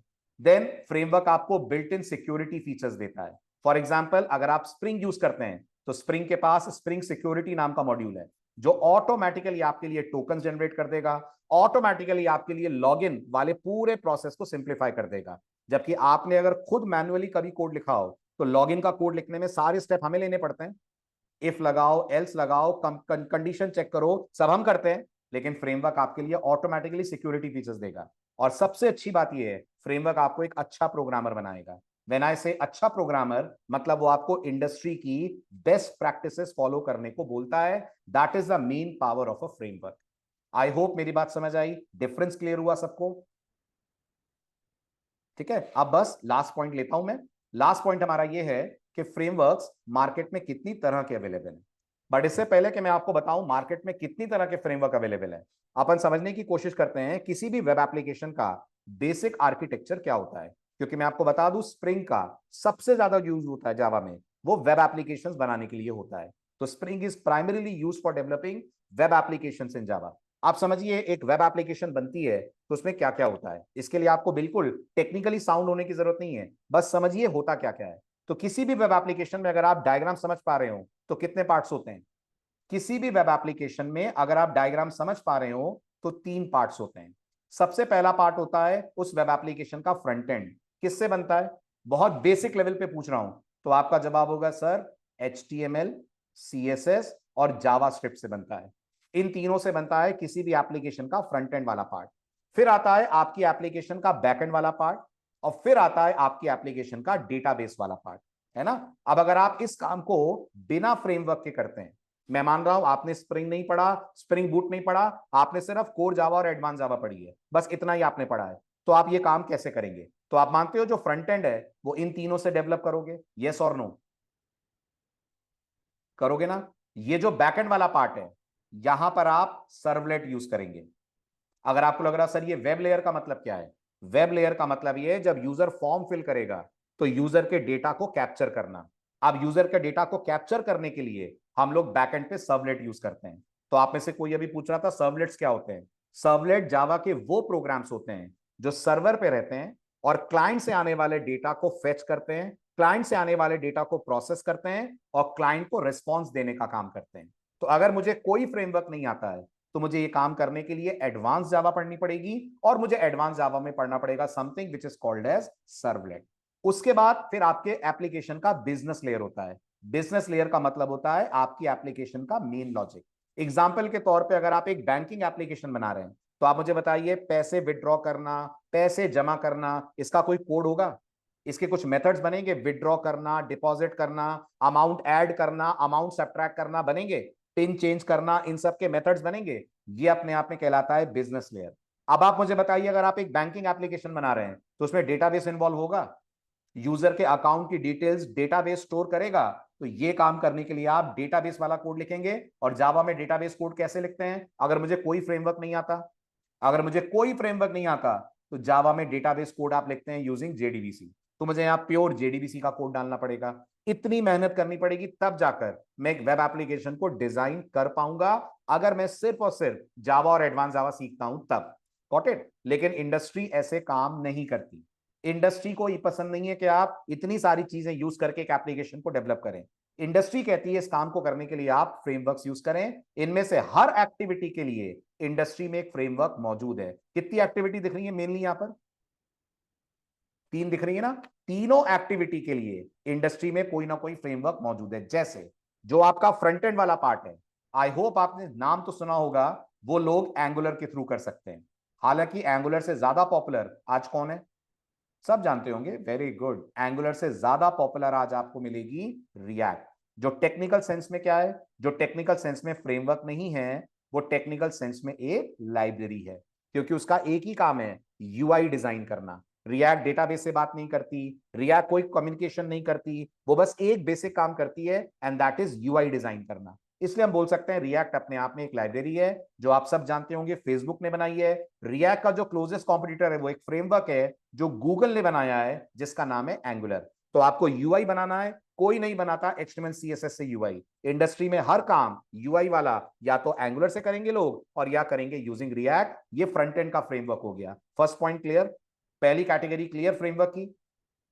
दूसरी कैटेगरी जो आपकी वेब लेयर होती है, यानी जहां पर बैठकर आप डेटा कैप्चर करेंगे, डेटा के ऊपर अलग अलग लॉजिक्स लगाएंगे। इस काम को करने के लिए पुराने टाइम पे, पुराने मतलब आज से 15 साल पहले, लोग यूज करा करते थे एक फ्रेमवर्क जिसका नाम होता था स्ट्रट्स।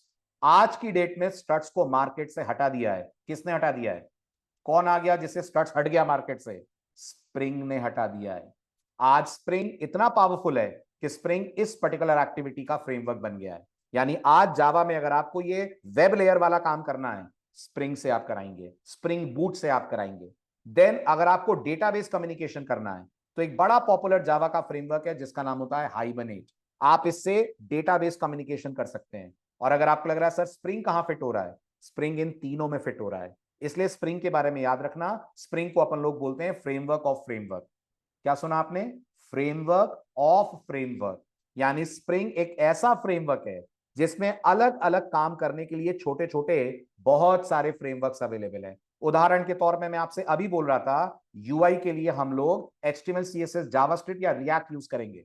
अगर आपको लगता है नहीं मुझे इन चारों में से किसी को यूज नहीं करना, स्प्रिंग कहता है मेरे पास ऑप्शन है। तुम अगर मुझे यूज कर रहे हो तो मैं तुम्हें यूआई डिजाइन करने के लिए भी एक ऑप्शन देता हूं, और उसका नाम होता है थाइमलीव। अगर मैं ये पढ़ लेता हूं स्प्रिंग में, तो मेरे को रिएक्ट भी नहीं पढ़ना पड़ेगा, एचटीएमएल सीएसएस भी नहीं पढ़ना पड़ेगा, और मैं थाइमलीव के थ्रू अपना फ्रंट एंड यूआई डिजाइन कर सकता हूं। Got it? इसी तरह से जो वेब लेयर है वो खुद स्प्रिंग हैंडल कर लेगा। जो डेटाबेस वाला पार्ट है, अभी अभी आपके सामने मैंने डेमो रखा था, वो हैंडल करने का काम कर लेगा स्प्रिंग डेटा जेपीए। तो ये सब स्प्रिंग के अंदर बैठे हैं, इसलिए स्प्रिंग को अपन बोलते हैं framework of frameworks. That means अगर पिछले वाले डायग्राम को मैं आज के मॉडर्न तरीके से कन्वर्ट करूं, ये आज से 15 साल पहले का डायग्राम है। आज से 15 साल पहले लोग अलग अलग कामों के लिए अलग अलग फ्रेमवर्क यूज करते थे। उनको वेब लेयर पे काम करना होता था तो स्ट्रट्स यूज करते थे, उनको डेटाबेस से बात करनी होती थी तो यूज करते थे वो लोग ORM framework like hibernate.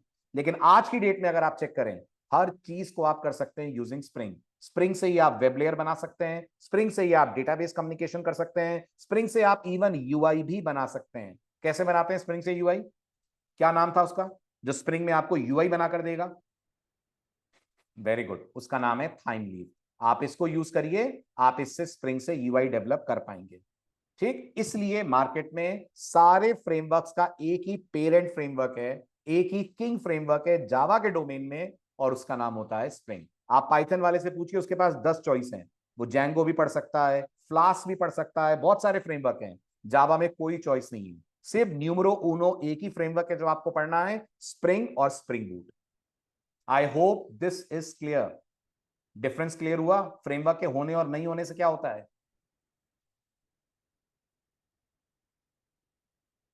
Very good. अब आपको स्प्रिंग फ्रेमवर्क के बारे में कुछ बातें बता देता हूं, यहीं से फिर हम आगे के लेक्चर को कंटिन्यू करने वाले हैं। पहली बात, स्प्रिंग जावा का सबसे पॉपुलर फ्रेमवर्क है, और आप स्प्रिंग पढ़ने के बाद किसी भी तरह की जावा एप्लीकेशन बना सकते हैं। अगर आपको लग रहा है सर किसी भी तरह की मतलब, किसी भी तरह की, मतलब सबसे पहले वो एप्लीकेशन भी बना सकते हैं जो आप कोर जावा में बनाते हैं। मुझे लगता है सबको पता है कोर जावा में अपन डेस्कटॉप एप्स बनाते हैं। क्या मैं सही कह रहा हूं? है ना, आप स्प्रिंग में डेस्कटॉप एप्स बना सकते हैं। देन आप स्प्रिंग के अंदर वेब एप्स डिजाइन कर सकते हैं। देन आप स्प्रिंग के अंदर डिस्ट्रीब्यूटेड एप्लीकेशंस भी बना सकते हैं। मैं आपको आगे बताऊंगा एक वेब ऐप और एक डिस्ट्रीब्यूटेड ऐप में क्या फर्क होता है ना। अभी शॉर्ट एंड स्वीट जब आप सुन लीजिए, वेब ऐप जनरली लोगों के लिए बनाई जाती है, डिस्ट्रीब्यूटेड ऐप जनरली बिजनेसेस के बीच में बनाई जाती है। आपको लग रहा होगा sir for example Gmail, Gmail आपके लिए है। हाँ बिल्कुल, जीमेल हमारे लिए है। तो क्या हम एज ए यूजर जीमेल को यूज करते हैं? हाँ बिल्कुल करते हैं। तो जीमेल अपने आप में एक वेब ऐप हो गई है ना। अब ऐसे ही इमेजिन करिए आपको पासपोर्ट बनवाना है। तो जब आप पासपोर्ट ऑफिस जाएंगे, क्या पासपोर्ट का सर्वर आधार के सर्वर से बात करेगा? यस और नो? पासपोर्ट का सर्वर आधार के सर्वर से बात करेगा? तो जो पासपोर्ट और आधार के बीच में कम्युनिकेशन हो रहा है ना, this is an example of distributed application. Distributed application वो होती हैं जिसको लोग भी एक्सेस कर सकते हैं, डिवाइस भी एक्सेस कर सकता है, कोई दूसरा सॉफ्टवेयर भी एक्सेस कर सकता है, राइट? कहीं से भी उसको आप एक्सेस कर सकते हैं, वो अपने आप में कहलाती है डिस्ट्रीब्यूटेड एप्लीकेशन। जैसे एक बैंकिंग एप्लीकेशन डिस्ट्रीब्यूटेड एप्लीकेशन है। जल्दी से बताइए यस और नो। क्या मैं बैंक को वाया एटीएम एक्सेस कर सकता हूं? कर सकता हूं। क्या मैं बैंक से वाया फोन पे, वाया पेटीएम इंटरेक्ट कर सकता हूं? कर सकता हूं। क्या मैं बैंक से वाया नेट बैंकिंग इंटरेक्ट कर सकता हूं? कर सकता हूं। और अगर मैं किसी भी ऑनलाइन शॉपिंग साइट पे जाकर पेमेंट करता हूं, क्या वो साइट भी मेरे बैंक से इंटरेक्ट कर सकती है? कर सकती है। तो वो जो मेरे बैंक की एप्लीकेशन है ना, वो एक वेब ऐप नहीं है, वो अपने आप में एक डिस्ट्रीब्यूटेड ऐप है। आप ये सारी एप्लीकेशंस डेवलप कर सकते हैं by making use of spring and spring boot. इन दोनों की मदद से आप किसी भी तरह की एप्लीकेशन को बना पाएंगे। इसलिए कहा गया है any type of Java application आप सोचिए and you can develop it with the help of Spring. यही कारण है कि स्प्रिंग को बोला जाता है it's a framework of framework. Then Spring free है, स्प्रिंग ओपन सोर्स है। यानी स्प्रिंग को डाउनलोड करना और यूज करने के लिए आपको कुछ भी पे करने की जरूरत नहीं है। आप फ्री ऑफ कॉस्ट स्प्रिंग को यूज करिए, चाहे प्रोडक्शन के लिए करिए, चाहे डेवलपमेंट के लिए करिए, हर जगह आप स्प्रिंग को यूज कर सकते हैं। ओपन सोर्स का मतलब आप जानते ही होंगे, स्प्रिंग का पूरा सोर्स कोड इंटरनेट पे अवेलेबल है। आप उस सोर्स कोड को डाउनलोड करके पढ़ सकते हैं और अपनी जरूरत के मुताबिक उसमें चेंजेस भी कर सकते हैं। देन स्प्रिंग मॉड्यूलर फैशन का फ्रेमवर्क है, वेरी इंपॉर्टेंट पॉइंट। मैंने आपसे कहा स्प्रिंग एक बहुत बड़ा फ्रेमवर्क है जिसमें छोटे छोटे बहुत सारे फ्रेमवर्क है। और अच्छी बात यह है कि आपको उनमें से जिस फ्रेमवर्क की जरूरत है उतना पार्ट आप अपने कोड के अंदर यूज कर सकते हैं। जैसे अगर आप आज का लेक्चर समझ रहे हैं तो मुझे बताइए स्प्रिंग में यूआई कौन बनाएगा?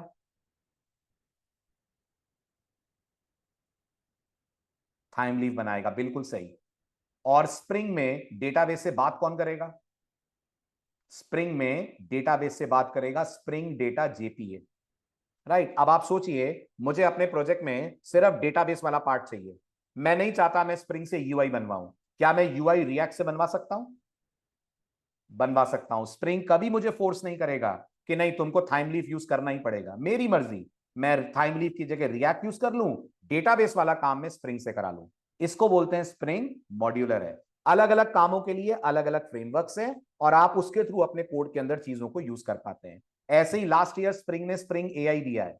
आई होप एआई तो सभी जानते होंगे, राइट? तो आप स्प्रिंग के कोड की मदद से इंटरैक्ट कर सकते हैं ओपन एपीआई से, आप इंटरैक्ट कर सकते हैं लामा से, आप इंटरैक्ट कर सकते हैं जेमिनाई से, किसी से भी इंटरैक्ट करके आप अपनी एप्लीकेशन को एआई एनेबल्ड कर सकते हैं। अब आप मुझे बताइए क्या स्प्रिंग फोर्स करेगा कि मैं एआई यूज करूं? नहीं करेगा। मुझे लगता है मुझे एआई बेस्ड ऐप बनानी है, मैं इस मॉड्यूल को यूज कर लूंगा। मुझे लगता है नहीं बनानी है, मैं अभी भी यूज करूंगा डेटाबेस के लिए जेपीए, फ्रंट एंड के लिए रिएक्ट, एआई वाले पार्ट को मैं टच भी नहीं करूंगा। इसको बोलते हैं स्प्रिंग मॉड्यूलर है। वो कभी नहीं कहता है कि मैं तुम्हें अगर 21, स्प्रिंग आपको 21 से ज्यादा मॉड्यूल्स देता है, 21 से ज्यादा मॉड्यूल उसके पास हैं, वो कभी नहीं कहता पूरे के पूरे 21 मॉड्यूल तुमको यूज करने हैं। तुम 21 में से 2 यूज कर लो, 3 यूज कर लो, 1 यूज कर लो, तुम्हारे प्रोजेक्ट की रिक्वायरमेंट के ऊपर डिपेंड करता है। मॉड्यूलर समझ में आया सबको? Why we say Spring is modular? Clear? And then finally Spring को आप यूज करते हैं एज बैकएंड टेक्नोलॉजी। मतलब अगर आपको लग रहा है तो सर क्या स्प्रिंग यूआई का फ्रेमवर्क है? नहीं, वो प्राइमरीली यूआई का फ्रेमवर्क नहीं है, वो मेनली फ्रेमवर्क है बैकएंड टेक्नोलॉजी का। यूआई का सपोर्ट तो वो आपको एक्स्ट्रा दे रहा है। हुआ क्लियर? हम स्प्रिंग बूट का कौन सा वर्जन पढ़ेंगे? 3.5 पढ़ेंगे मनु। लेटेस्ट 3.5 ही है जो अगस्त 2025 में लॉन्च हुआ है। एग्जैक्टली बोलूं तो 14 अगस्त।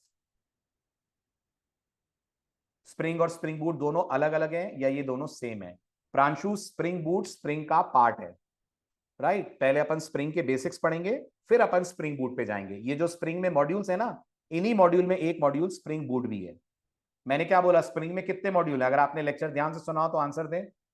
मैंने बोला ना, greater than, more than 21 module है। इन 21 मॉड्यूल में एक मॉड्यूल का नाम स्प्रिंग बूट भी है। हुआ क्लियर? अब बिल्कुल बिल्कुल, अभी मैं आपसे सिलेबस शेयर करता हूं, अपन क्या क्या पढ़ेंगे सब आपको क्लियर हो जाएगा। All good? ठीक है। और जैसा मैंने पहले भी कहा, 87% भी मैं कम बोल रहा हूं।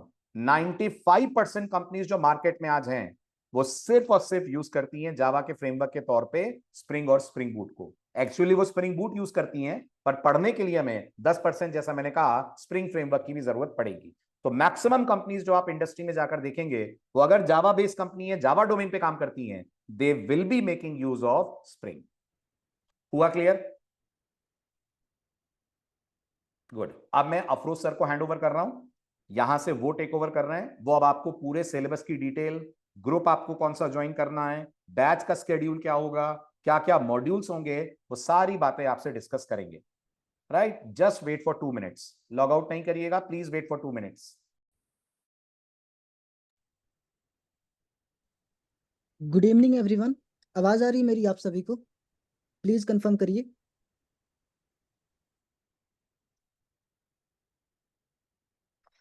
Thank you everyone. सो सबसे पहले मैं चाहूंगा कि आप लोग टेलीग्राम चैनल को ज्वाइन कर लीजिए। इस बैच से रिलेटेड जो भी इंफॉर्मेशन होगी और स्लाइड्स होंगे और असाइनमेंट्स वगैरह, नोट्स वगैरह होंगे, सारी चीजें आपको टेलीग्राम चैनल पे शेयर की जाएगी। अफरोज, तुम्हारी तो मैं स्क्रीन चैट दिख नहीं रही है। सर मैंने स्क्रीन शेयर नहीं करी है। Okay okay. हाँ। सो मैं आपको चैट बॉक्स में टेलीग्राम चैनल की लिंक शेयर करता हूँ, आप लोग प्लीज ज्वाइन कर लीजिए।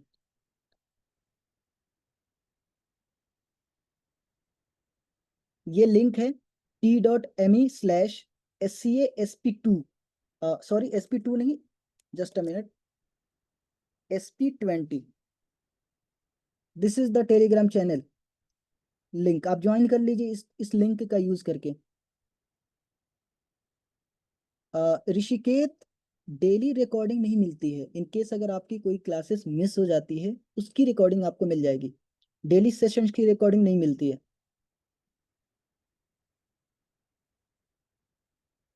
आप लोग लिंक एक्सेस कर पा रहे हैं? Are you able to access link Telegram? Okay, just a minute, मैं स्क्रीन शेयर करता हूँ।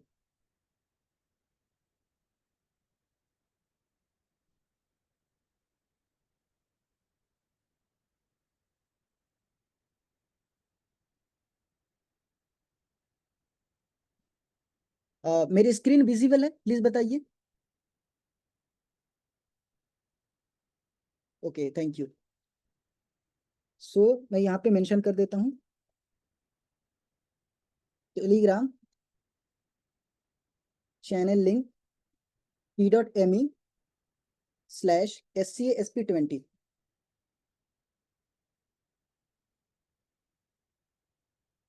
ये चैनल लिंक है, आप लोग प्लीज इस चैनल के थ्रू टेलीग्राम चैनल को ज्वाइन कर लीजिए। आपको इसी टेलीग्राम चैनल में सारे कंटेंट शेयर की जाएंगी, सारे कंटेंट मिलेंगे आपको।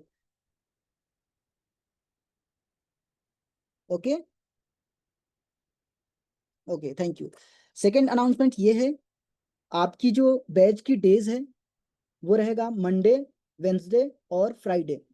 टाइमिंग में थोड़ा सा चेंजेस है।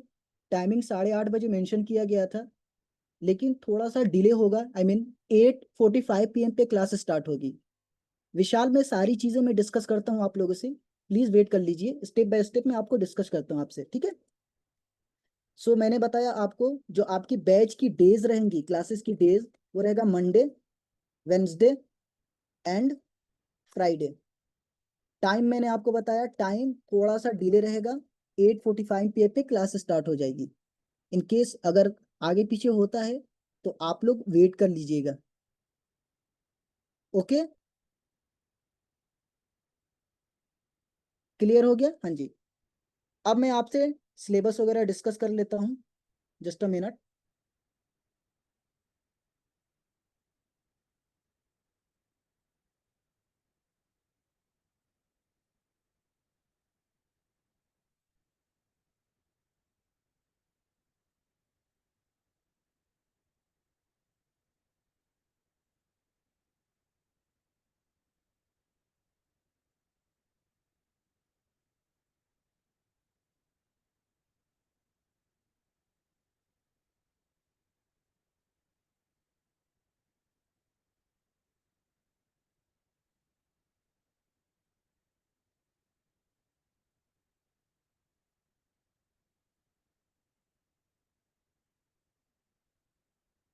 जी ऋषिकेश, स्प्रिंग के साथ आपको एआई मिल जाएगा।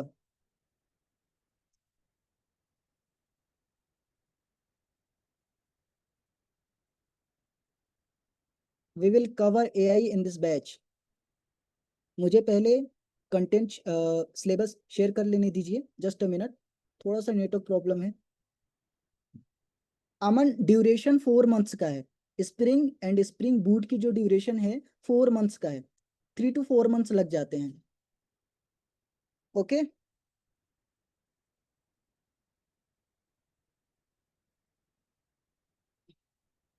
जी ये है कोर्स का कंटेंट, आप लोग देख लीजिए, मैं आपको बता देता हूँ। ग्रुप नहीं मिला? क्या आप में से किसी ने ज्वाइन नहीं किया?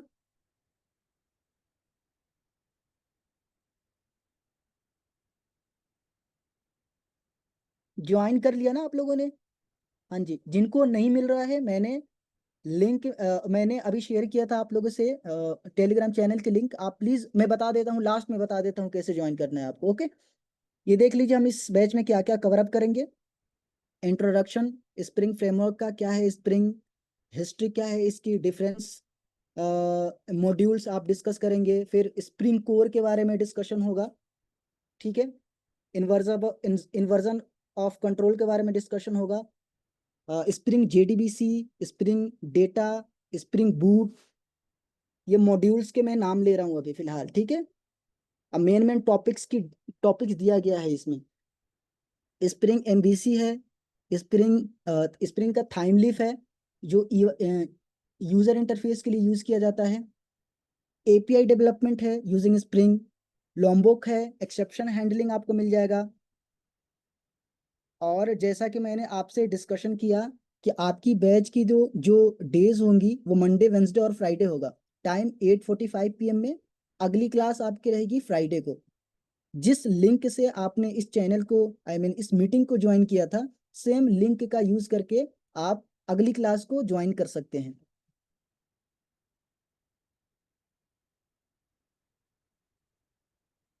जस्ट अ मिनट में टेलीग्राम चैनल की लिंक के बारे में डिस्कशन करता हूँ सबसे लास्ट में। अभी अदर अदर जो टॉपिक्स बचे हुए हैं वो डिस्कस कर लेते हैं। जिस लिंक से आपने इस मीटिंग को ज्वाइन किया था, आप सेम लिंक से अगली मीटिंग को ज्वाइन कर सकते हैं। मैं आपको बता दूं, 2 से 3 डेमो क्लासेस रहती हैं। उसके बाद आपको फी पेमेंट करना होगा।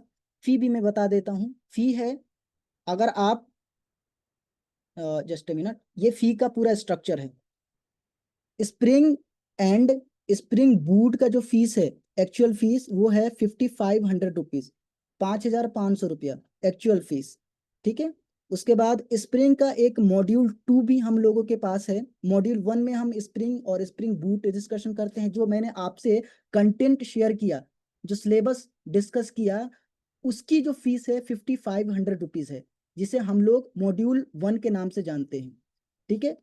स्टेप 2 आता है स्प्रिंग का, जिसमें security plus AI plus micro services है, जिसको हम मॉड्यूल 2 के नाम से जानते हैं। जो इसकी एक्चुअल फीस है वो है 6000 रुपया, ठीक है। और मॉड्यूल 1 प्लस मॉड्यूल 2 की जो कंबाइंड फीस है, पैकेज के साथ जो फीस है, वो है 9900 रुपया। करेक्ट? लेकिन इस बैच के लिए डिस्काउंटेड फीस आप देख सकते हैं नीचे। सिर्फ अगर आप स्प्रिंग एंड स्प्रिंग बूट में एनरोल कराते हैं तो उसकी फीस है 4,900 रुपीज डिस्काउंटेड फीस। और अलग से अगर आप जो स्प्रिंग माइक्रो सर्विसेज का बैच लॉन्च होगा यानी कि मॉड्यूल 2 लॉन्च होगा तो उसकी फीस होगी 5,500 रुपीज। लेकिन अगर आप इन दोनों को कंबाइन करके पैकेज के साथ कोर्स लेते हैं तो आपको सिर्फ पेमेंट करना होगा 8,900 रुपीज, जिसमें आपको ये सारी चीजें मिलेंगी। अभी जो मैंने आपसे डिस्कस करा कंटेंट वो, और प्लस में स्प्रिंग की सिक्योरिटी, एआई, माइक्रो सर्विसेज, ये मॉड्यूल 2 का पार्ट हो गया। मैं डाउट ले रहा हूँ, रुक जाइए, पहले मैं बता दूं सभी चीजें, उसके बाद मैं पूछता हूँ, किसी को कोई डाउट होगा तो आप बोल दीजिएगा। माइक्रो सर्विसेज, सिक्योरिटी और एआई की जो सिलेबस है हम आपके टेलीग्राम चैनल पे शेयर कर देंगे, इन केस अगर आप देखना चाहें तो। ठीक है, आपके पास आराम से 4 से 5 दिन है, मतलब 3 क्लासेस के अंदर आपको पेमेंट करना होगा, तो आपके पास टाइम है 1 हफ्ते का। आज है वेंसडे, अगली क्लास रहेगी फ्राइडे को, उसकी अगली क्लास रहेगी मंडे को। तो मंडे के बाद जो क्लास लगेगी यानी कि वेंसडे को आपको पेमेंट करना होगा। क्लियर हो गया? पेमेंट करने की इंफॉर्मेशन हम आपके व्हाट्सएप यानी कि टेलीग्राम चैनल पे शेयर कर देंगे। ओके, अब मैं आपकी डाउट्स को लेता हूँ। प्रांशु, स्प्रिंग मॉड्यूल 2 का जो ड्यूरेशन होता है वो भी 4 मंथ्स के अराउंड होता है।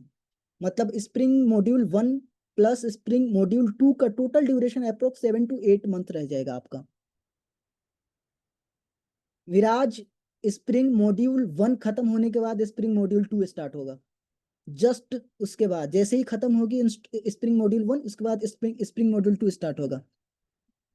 जी, ये बैच प्योर ऑनलाइन मोड में रहेगा।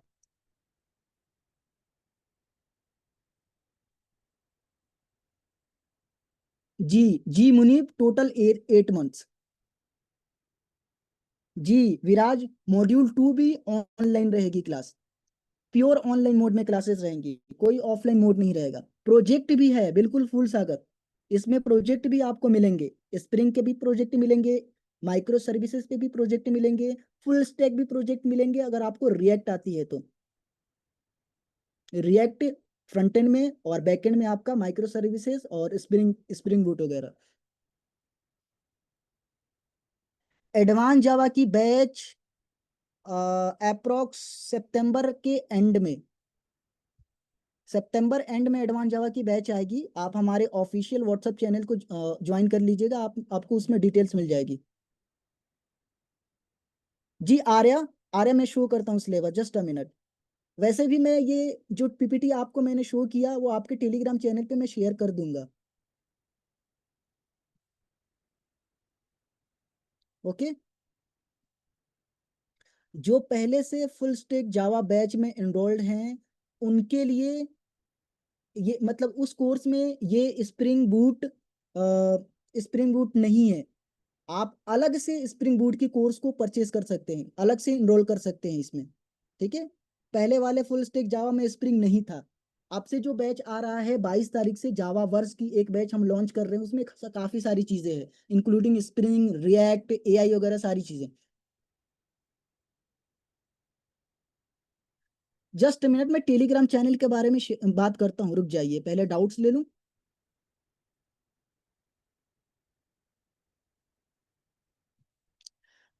जगमीत, सभी रिकॉर्डिंग्स हम प्रोवाइड नहीं कर सकते हैं, रेगुलर रिकॉर्डिंग के सेशंस आपको नहीं मिल पाएंगे।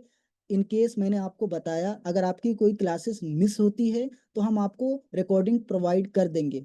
उसके लिए भी कोई प्रोसीजर, आपको हमारे टेलीग्राम यूजर पे मैसेज करना पड़ेगा, आपको बैकअप मिल जाएगा।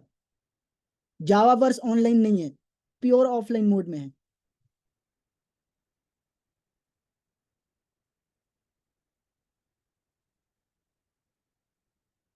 आदित्य सर ने आपको इनिशियली बताया था कि इस बैच को ज्वाइन करने की प्री रिक्विजिट्स क्या है। यूट्यूब पे हमने लाइव किया हुआ है, तो आप जाकर फर्स्ट लेक्चर देख सकते हैं, आज के लेक्चर को देख सकते हैं। मुनीब, आप हमारे टीम से कम्युनिकेट कर लीजिएगा, परमजीत सर से बात कर लीजिएगा। मैं परमजीत सर का नंबर शेयर कर देता हूँ आप लोगों से। जी, बैकअप के बारे में भी मैं बता देता हूँ कहाँ से मिलेगा आपको। इंस्टॉलमेंट प्रतीक, ये फर्स्ट एक वन टाइम पेमेंट की मैंने फीस डिटेल्स आपको बताई है। अगर आपको इंस्टॉलमेंट पेमेंट करना है तो इसमें 500 रुपीज एक्स्ट्रा लग जाएगा और 2 इंस्टॉलमेंट मिल जाएगा आपको। जगमीत मैं आपको शेयर करता हूँ कॉन्टेक्ट, आप इससे बात कर लीजिएगा। जस्ट अ मिनट, आप लोग परेशान ना हो, अगर आपकी जॉब की वजह से क्लासेस मिस हो रही है तो उसकी रिकॉर्डिंग की बंदोबस्त हम कर देंगे, रिकॉर्डिंग मिल जाएगा आप लोगों को। आपका genuine just a minute. Reason है तो आपको रिकॉर्डिंग मिल जाएगी, डोंट वरी। ओके जगमीत, आपको एक नंबर दे रहे हैं, आप उस नंबर पे बात कर लीजिए। हाँ हाँ, कोई दिक्कत नहीं है मुनीब।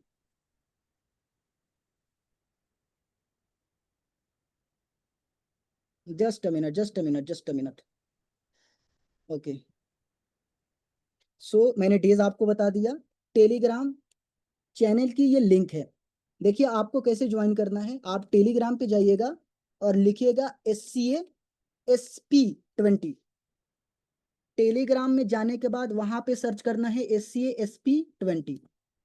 तो आपको स्प्रिंग स्प्रिंग स्प्रिंग बूट 20 अगस्त 2025 का एक चैनल दिखेगा। आप उसके अंदर एंटर करने के बाद ज्वाइन कर लीजिएगा, उसमें आपको कंटेंट मिलेंगे।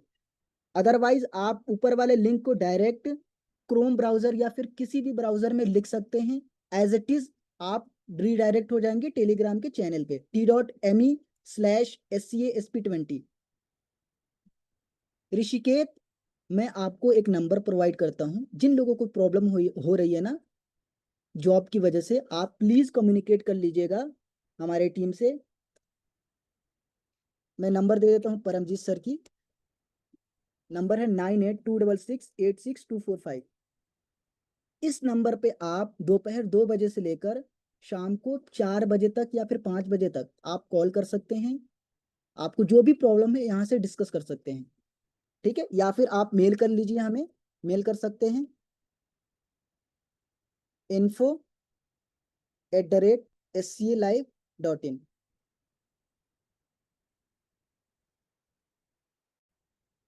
इस ईमेल आईडी पे आप मेल कर सकते हैं, या फिर एक और ईमेल आईडी है scalive4u@gmail.com। इन दोनों मेल आईडी में से किसी पे भी आप मेल कर दीजिए, आपकी जो भी प्रॉब्लम होगी हम शॉर्ट आउट कर देंगे। ओके, और किसी का कोई डाउट है? टेलीग्राम चैनल में आप ज्वाइन नहीं कर पा रहे थे, हो पा रहे हैं अब?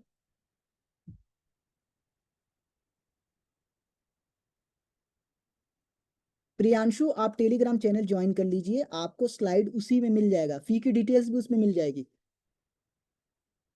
जी आर्या, मैं सिलेबस शेयर करता हूँ, बस आधे घंटे के अंदर में आपके टेलीग्राम चैनल पे सिलेबस शेयर कर दिया जाएगा, डोंट वरी।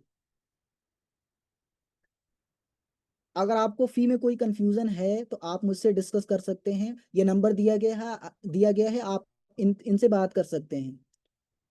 और आपसे मैं कम्युनिकेट करूंगा थर्ड लेक्चर में भी, ठीक है? जो थर्ड लेक्चर हमारा लास्ट डेमो लेक्चर होगा, उसमें हम डिस्कस कर लेंगे फीस के बारे में भी, कि फीस कैसे पेमेंट करनी है, इंस्टॉलमेंट क्या रहेगी, ये सारी चीजें। हाँ हाँ जी, backup channel, good, thank you. Backup के लिए, और बैकअप ऑफ द क्लास, आप टेलीग्राम पे जाकर सर्च करेंगे SCA_बैकअप, तो आपको एक यूजर दिखेगा SCA बैकअप के नाम से, राइट? आपको मैसेज करना है आपका नाम, योर नेम, आपका phone number, email ID, batch name,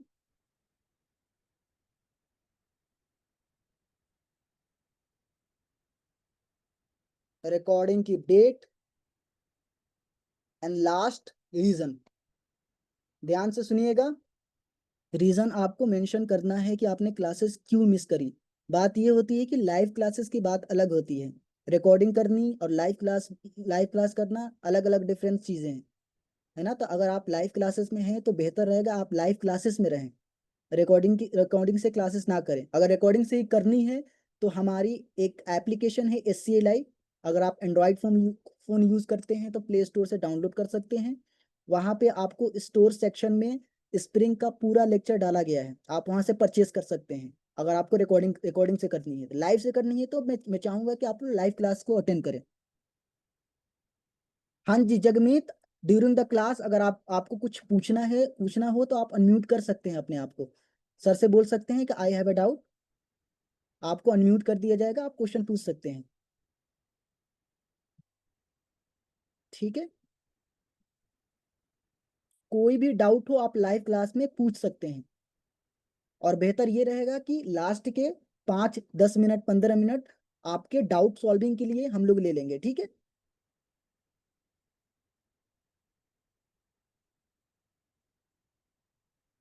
जी मुनीब, इसी बैच की रिकॉर्डिंग आपको मिलेगी।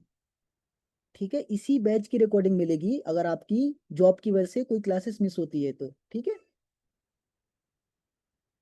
हाँ जी, एनी अदर डाउट्स, और किसी को कुछ पूछना है?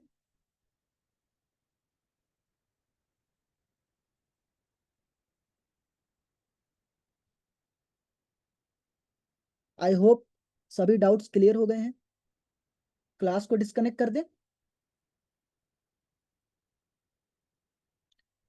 ऋषिकेश, आई थिंक आप किसके थ्रू ज्वाइन कर रहे हैं, लैपटॉप, मोबाइल, टैबलेट, किसके थ्रू? प्रॉब्लम तो होनी नहीं चाहिए।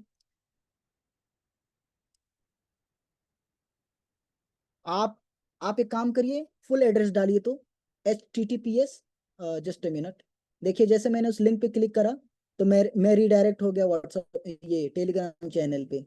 मैं आपको फुल लिंक शेयर कर देता हूँ, आप ये वाली डालिए, https://t.me/sca/sp20। जी जगमीत, अगर आप दोनों कोर्सेज में एनरोल होते हैं, आई मीन पैकेज लेते हैं, तो आपको मॉड्यूल 1 के जस्ट बाद मॉड्यूल 2 स्टार्ट हो जाएगा आपका बैच, वो भी ऑनलाइन मोड में। जी बिल्कुल।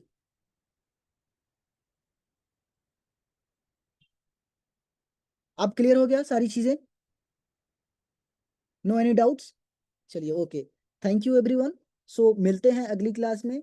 अगली क्लास आपकी है फ्राइडे को, सेम टाइम पे, सेम टाइम मीन्स 8:45 PM पे। सो मेक श्योर आप लोग क्लासेस ज्वाइन करिएगा सेम लिंक से। इन केस अगर आपको कोई प्रॉब्लम होती है तो आप इस नंबर पे कांटेक्ट कर सकते हैं या फिर हमें मेल कर सकते हैं info@scalive.in, और अदरवाइज scalive4you@gmail.com।